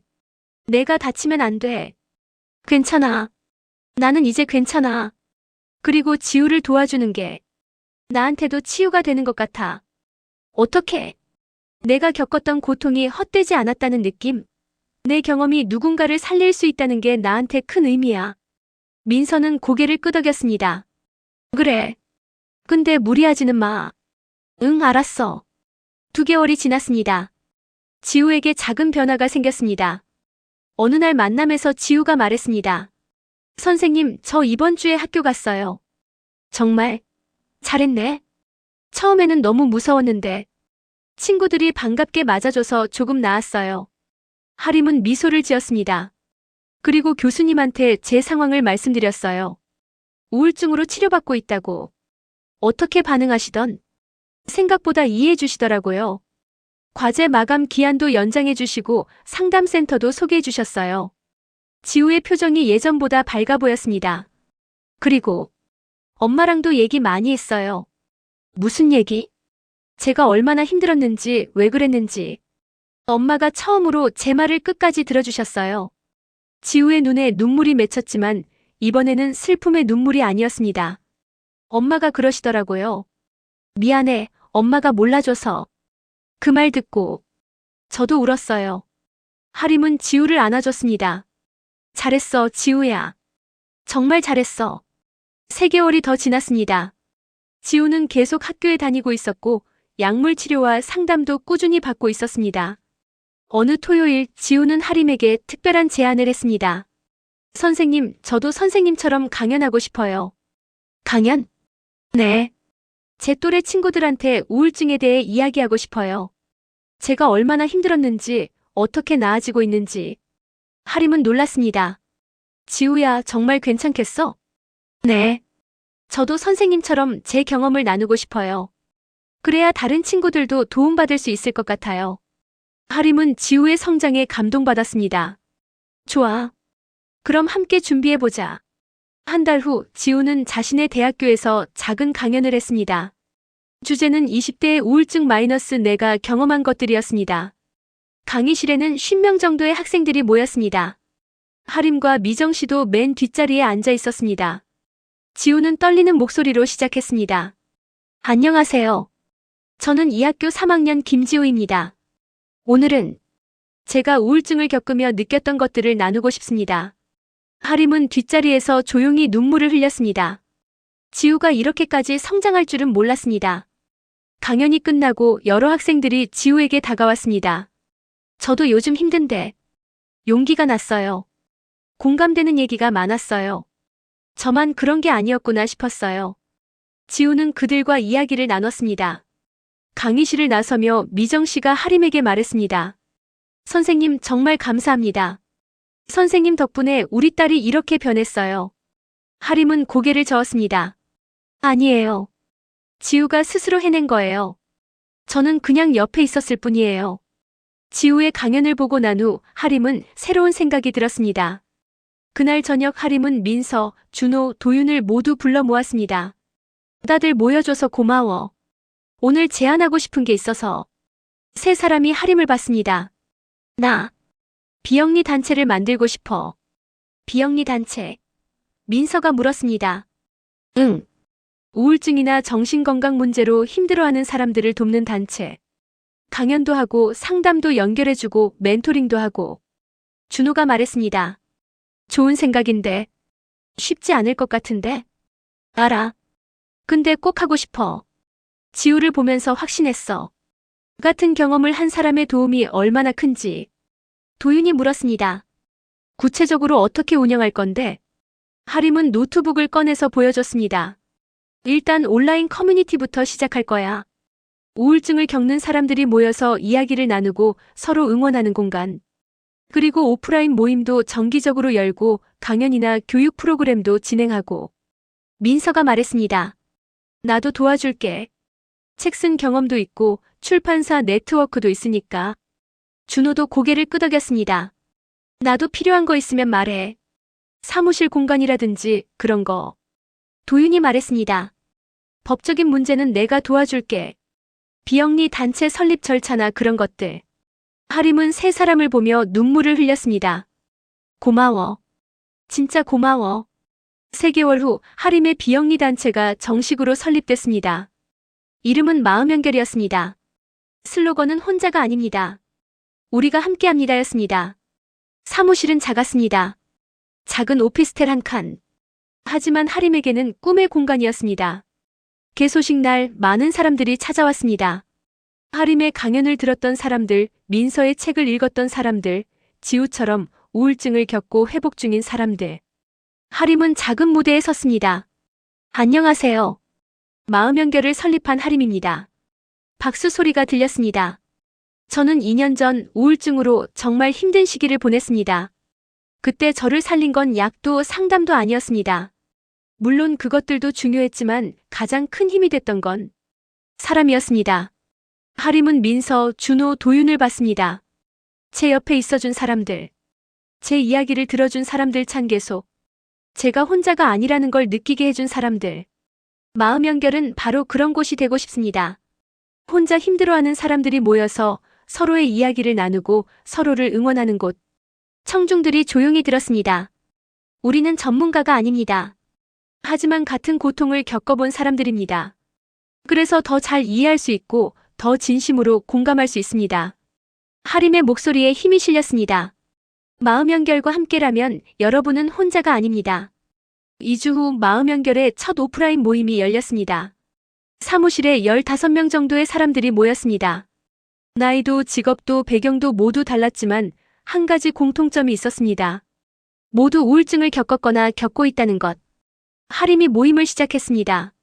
환영합니다. 오늘은 첫 모임이니까 서로 소개하는 시간을 가져볼까요? 편하게 이야기하시면 돼요. 한 명씩 자신의 이야기를 나눴습니다. 저는 회사원인데요. 번아웃으로 우울증이 왔어요. 저는 주부예요. 육아 우울증으로 힘들어했어요. 저는 고등학생이에요. 학업 스트레스로. 모두의 이야기는 달랐지만 그 안에 담긴 고통은 비슷했습니다. 1시간 정도 지나자 분위기가 많이 편안해졌습니다. 한 여성이 말했습니다. 여기 오기 전에는 떨렸는데 막상 와보니까 좋네요. 제 이야기를 이해해주는 사람들이 있다는 게. 다른 남성이 고개를 끄덕였습니다. 저도요. 평소에는 이런 얘기할 곳이 없었는데 여기서는 편하게 말할 수 있네요. 하림은 미소를 지었습니다. 그게 바로 이 모임의 목적이에요. 서로 이해하고 공감하고 응원하는 것. 모임이 끝나고 참가자들은 서로 연락처를 교환했습니다. 다음 모임 때도 꼭 오세요. 네. 기대할게요. 마음연결의 활동은 점점 확장됐습니다. 온라인 커뮤니티 회원은 3개월 만에 500명을 넘어섰습니다. 오프라인 모임도 한 달에 2번으로 늘어났습니다. 그리고 하림은 여러 곳에서 강연 요청을 받았습니다. 어느 날 한 방송국에서 연락이 왔습니다. 하림 선생님, 저희가 정신건강 관련 다큐멘터리를 제작하는데 출연해 주실 수 있을까요? 하림은 망설였습니다. 방송에 나가면 얼굴이 알려질 텐데. 민서에게 상의했습니다. 어떻게 생각해? 좋은 기회인 것 같은데? 더 많은 사람들한테 메시지를 전할 수 있잖아. 근데 얼굴이 알려지면 그만큼 더 많은 사람을 도울 수 있다는 뜻이야. 하림은 결심했습니다. 좋아요. 출연하겠습니다. 한 달 후 다큐멘터리가 방영됐습니다. 제목은 보이지 않는 아픔 마이너스 우울증 생존자들의 이야기였습니다. 하림의 이야기가 50분 동안 방송됐습니다. 우울증을 겪었던 과정, 회복의 여정, 그리고 마음연결을 만든 이유까지. 방송 후 마음연결 홈페이지는 폭주했습니다. 하루에 100건 이상의 가입 신청이 들어왔습니다. 하림의 이메일에도 수많은 메시지가 왔습니다. 선생님 방송 보고 용기 얻었어요. 저도 혼자가 아니라는 걸 느꼈어요. 마음연결에 가입하고 싶어요. 1년이 지났습니다. 마음연결은 이제 작은 사무실이 아니었습니다. 직원도 5명으로 늘어났고 자원봉사자도 20명이 넘었습니다. 온라인 커뮤니티 회원은 5,000명을 넘어섰고 오프라인 모임도 서울뿐 아니라 부산, 대구, 광주 등 여러 도시에서 열렸습니다. 하림은 이제 전국적으로 알려진 인물이 됐습니다. 정신건강 분야의 활동가로. 어느 가을날 마음연결 1주년 기념 행사가 열렸습니다. 큰 강당에 300명이 넘는 사람들이 모였습니다. 하림은 무대에 섰습니다. 1년 전 작은 사무실에서 시작했던 마음연결이 이렇게 성장할 줄은 몰랐습니다. 박수 소리가 터져나왔습니다. 하지만 이건 제 혼자의 힘이 아닙니다. 여러분 모두의 힘입니다. 서로를 응원하고 지지하고 함께해준 여러분 덕분입니다. 하림은 객석을 둘러봤습니다. 민서, 준호, 도윤이 앞자리에 앉아 있었습니다. 지우와 미정 씨도 보였습니다. 우울증은 끝이 아닙니다. 과정일 뿐입니다. 그리고 그 과정을 혼자 겪을 필요가 없습니다. 우리가 함께니까요. 하림의 목소리에 울림이 있었습니다. 앞으로도 마음연결은 계속될 것입니다. 더 많은 사람들과 함께 더 많은 마음을 연결하며. 청중들이 일어나 박수를 쳤습니다. 3년이 흘렀습니다. 시간은 많은 것을 변화시켰습니다. 하지만 변하지 않은 것도 있었습니다.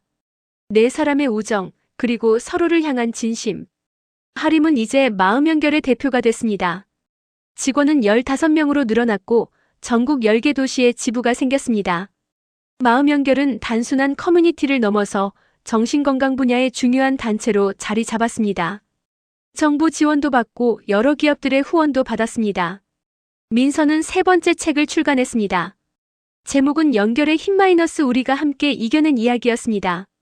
하림과 마음연결의 이야기를 담은 책이었습니다. 이 책은 베스트셀러가 됐고 민서는 이제 작가로서도 확고한 위치를 차지했습니다.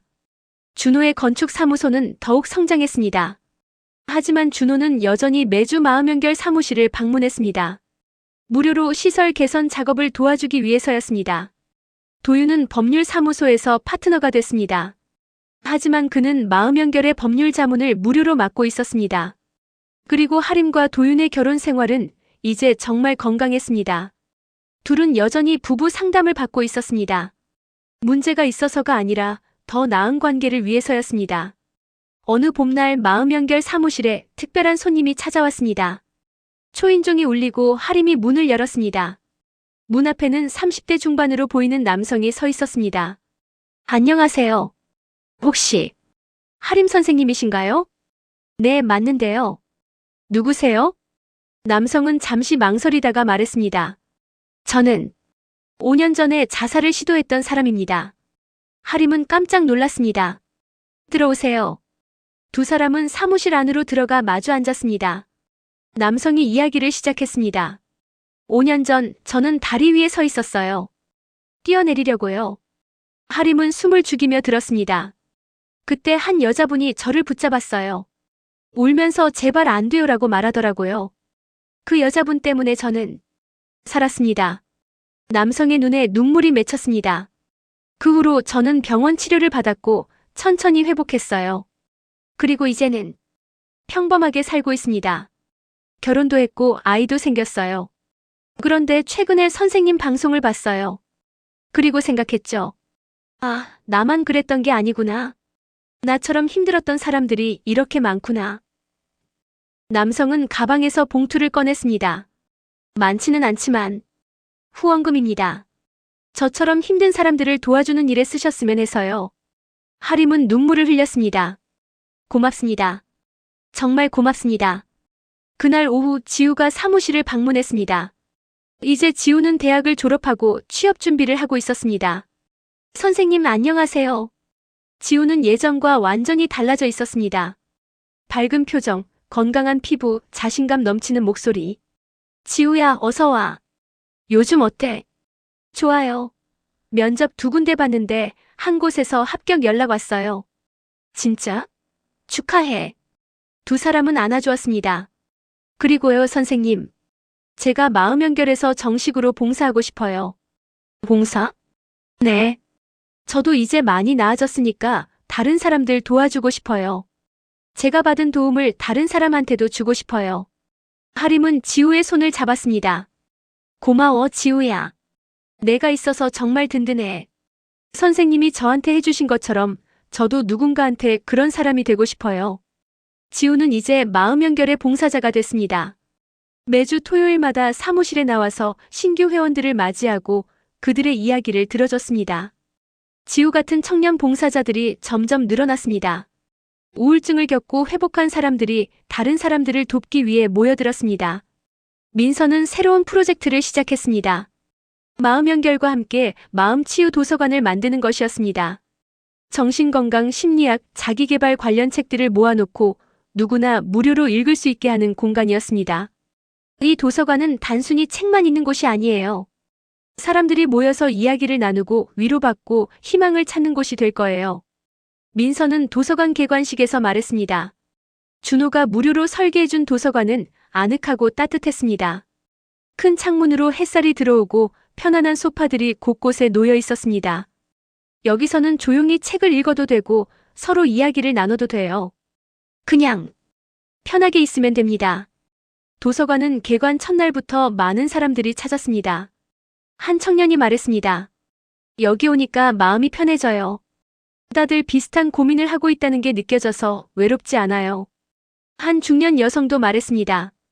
요즘 우울했는데 여기 와서 책도 읽고 사람들이랑 얘기도 하니까 좀 나아지는 것 같아요.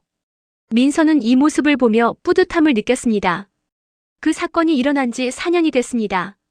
민서가 준호의 휴대폰에서 하림의 영상통화를 봤던 그날로부터 네 사람은 특별히 그날을 기념하기로 했습니다.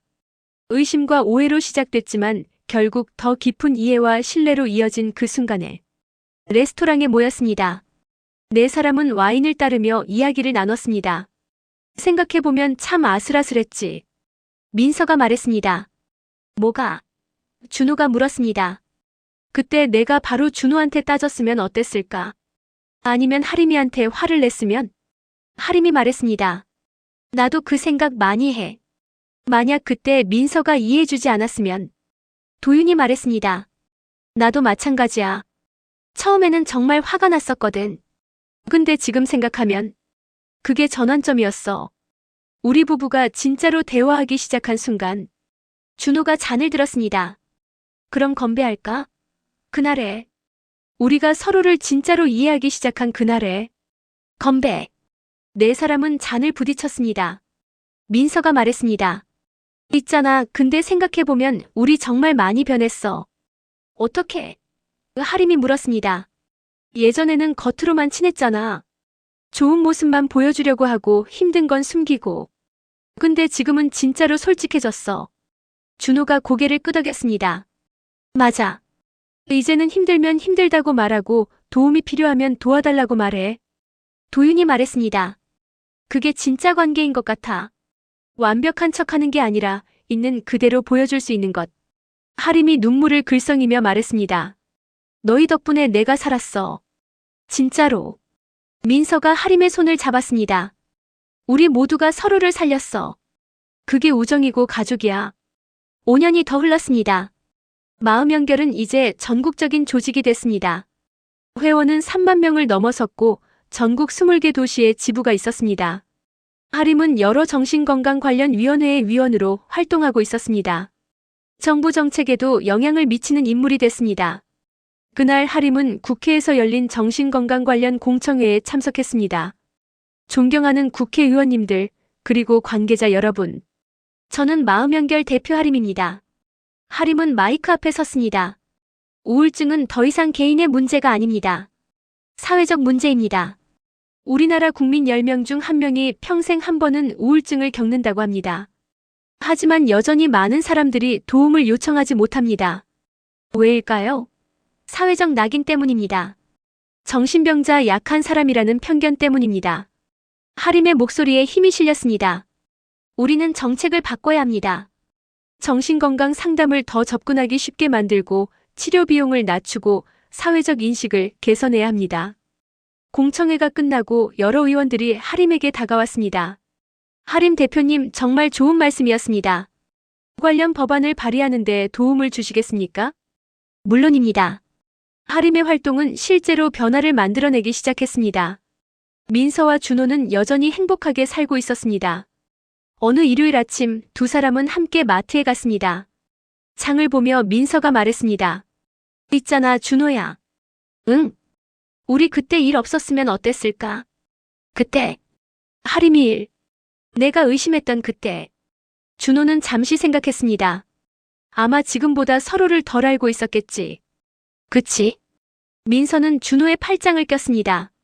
그 일이 있고 나서 우리 정말 많이 대화하게 됐잖아.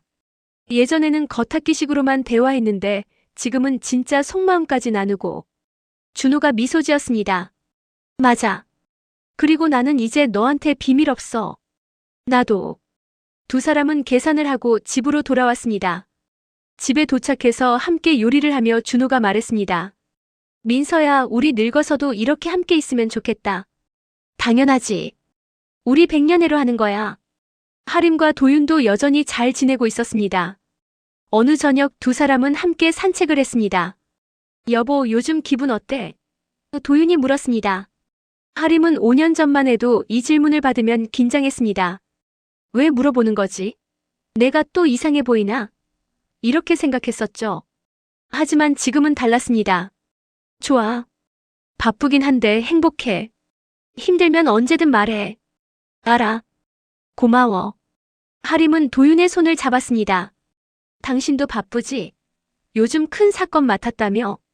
응. 좀 스트레스 받긴 하는데 그래도 할만해. 힘들면 나한테도 말해. 예전처럼 혼자 끙끙 앓지 말고. 도윤은 웃었습니다. 알았어. 약속할게. 두 사람은 공원 벤치에 앉았습니다. 있잖아, 여보. 하림이 말했습니다. 응. 우리 정말 잘 해냈다. 그렇지. 도윤은 하림을 봤습니다. 응. 정말 잘 해냈어. 우리 둘 다. 그해 겨울 네 사람은 다시 모였습니다. 민서의 집에서. 크리스마스 이브였습니다. 벽난로에 불이 타오르고 테이블에는 음식이 가득했습니다. 네 사람은 소파에 둘러앉아 와인을 마셨습니다. 벌써 9년이네. 민서가 말했습니다. 뭐가? 하림이 물었습니다. 하림이랑 도윤이 결혼한 지, 우리가 처음 만난 지, 진짜 빠르다. 도윤이 말했습니다. 준호가 말했습니다. 그 9년 동안 정말 많은 일이 있었지. 맞아. 하림이 고개를 끄덕였습니다. 힘든 일도 많았고 행복한 일도 많았고. 민서가 말했습니다. 근데 있잖아. 나는 그 모든 순간이 다 의미 있었던 것 같아. 힘들었던 순간도 포함해서. 왜? 준호가 물었습니다. 그 순간들이 우리를 지금의 우리로 만들었으니까. 만약 그런 일들이 없었으면 우리는 지금처럼 서로를 깊이 이해하지 못했을 거야. 하림이 눈물을 글썽이며 말했습니다. 맞아. 나도 그렇게 생각해. 내가 우울증을 겪지 않았으면 마음 연결도 없었을 거고 지금처럼 많은 사람들을 도울 수도 없었을 거야. 도윤이 말했습니다. 고통도 의미가 있다는 거네. 그 고통을 어떻게 사용하느냐에 따라서. 준호가 잔을 들었습니다. 그럼 건배할까? 우리의 과거에, 현재에, 그리고 미래에. 건배. 네 사람은 잔을 부딪혔습니다. 그리고 시간은 계속 흘렀습니다. 하림은 계속해서 마음 연결을 이끌었습니다. 더 많은 사람들을 만나고 더 많은 마음을 연결했습니다. 민서는 계속해서 글을 썼습니다. 사람들의 이야기를, 희망의 메시지를 세상에 전했습니다. 준호는 계속해서 공간을 만들었습니다. 사람들이 모이고 치유받고 다시 일어설 수 있는 공간들을. 도윤은 계속해서 사람들을 도왔습니다. 법률적으로뿐 아니라 진심으로. 그리고 지우는 마음 연결의 핵심 봉사자가 됐습니다. 자신이 받은 도움을 다른 사람들에게 전하며 마음 연결은 이제 수만 명의 사람들을 연결하는 거대한 네트워크가 됐습니다. 우울증으로 힘들어하는 사람들, 극복한 사람들, 그리고 그들을 지지하는 사람들 모두가 함께하는 공간. 그곳에서는 누구도 혼자가 아니었습니다. 이 이야기는 9년 전 한 통의 전화로 시작됐습니다. 남편의 휴대폰에 뜬 내 친구의 이름. 그 순간 저는 모든 게 무너지는 줄 알았습니다. 배신당했다고 버려졌다고 생각했습니다. 하지만 진실은 전혀 달랐습니다. 제 친구는 저를 배신한 게 아니라 저를 아끼기에 걱정을 끼치고 싶지 않았던 것이었습니다. 제 남편은 저를 속인 게 아니라 친구의 약속을 지키기 위해 침묵했던 것이었습니다. 우리는 종종 의심 속에서 길을 잃습니다. 작은 신호들을 과대 해석하고 최악의 시나리오를 상상합니다. 하지만 진실과 마주하는 순간 우리는 깨닫게 됩니다. 사람들은 생각보다 선하고 관계는 생각보다 강하다는 것을. 믿음은 때로 흔들리고 의심은 금세 자라납니다. 하지만 결국 우리가 선택한 건 믿음이었습니다. 서로를 믿고 함께 이겨내고 더 깊이 이해하는 것. 그 길이 우리를 다시 하나로 만들었습니다. 지금 이 순간도 어딘가에서 누군가는 힘들어하고 있을 겁니다. 우울증으로, 불안으로, 혹은 말할 수 없는 고통으로. 그들에게 이 이야기가 작은 희망이 되길 바랍니다. 당신은 혼자가 아닙니다.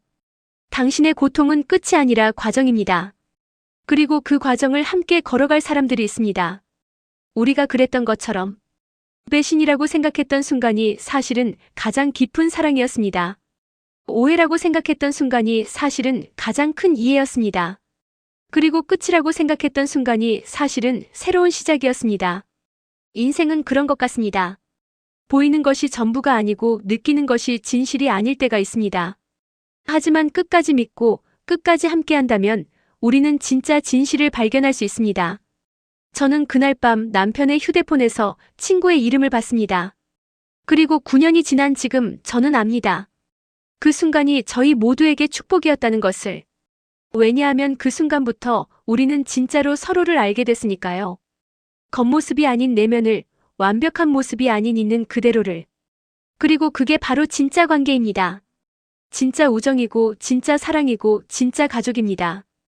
혹시 지금 이 순간 당신도 누군가를 의심하고 계신가요? 먼저 물어보세요. 먼저 대화하세요. 당신이 생각하는 것과 진실은 다를 수 있습니다. 그리고 혹시 지금 이 순간 당신이 힘들어서 아무한테도 말하지 못하고 계신가요? 말해도 괜찮습니다. 도움을 청해도 괜찮습니다. 약한 게 아닙니다. 그게 용기입니다. 우리 모두는 서로 연결되어 있습니다. 보이지 않는 선으로 마음으로. 그 연결을 믿으세요. 그리고 기억하세요. 당신은 혼자가 아닙니다. 절대로.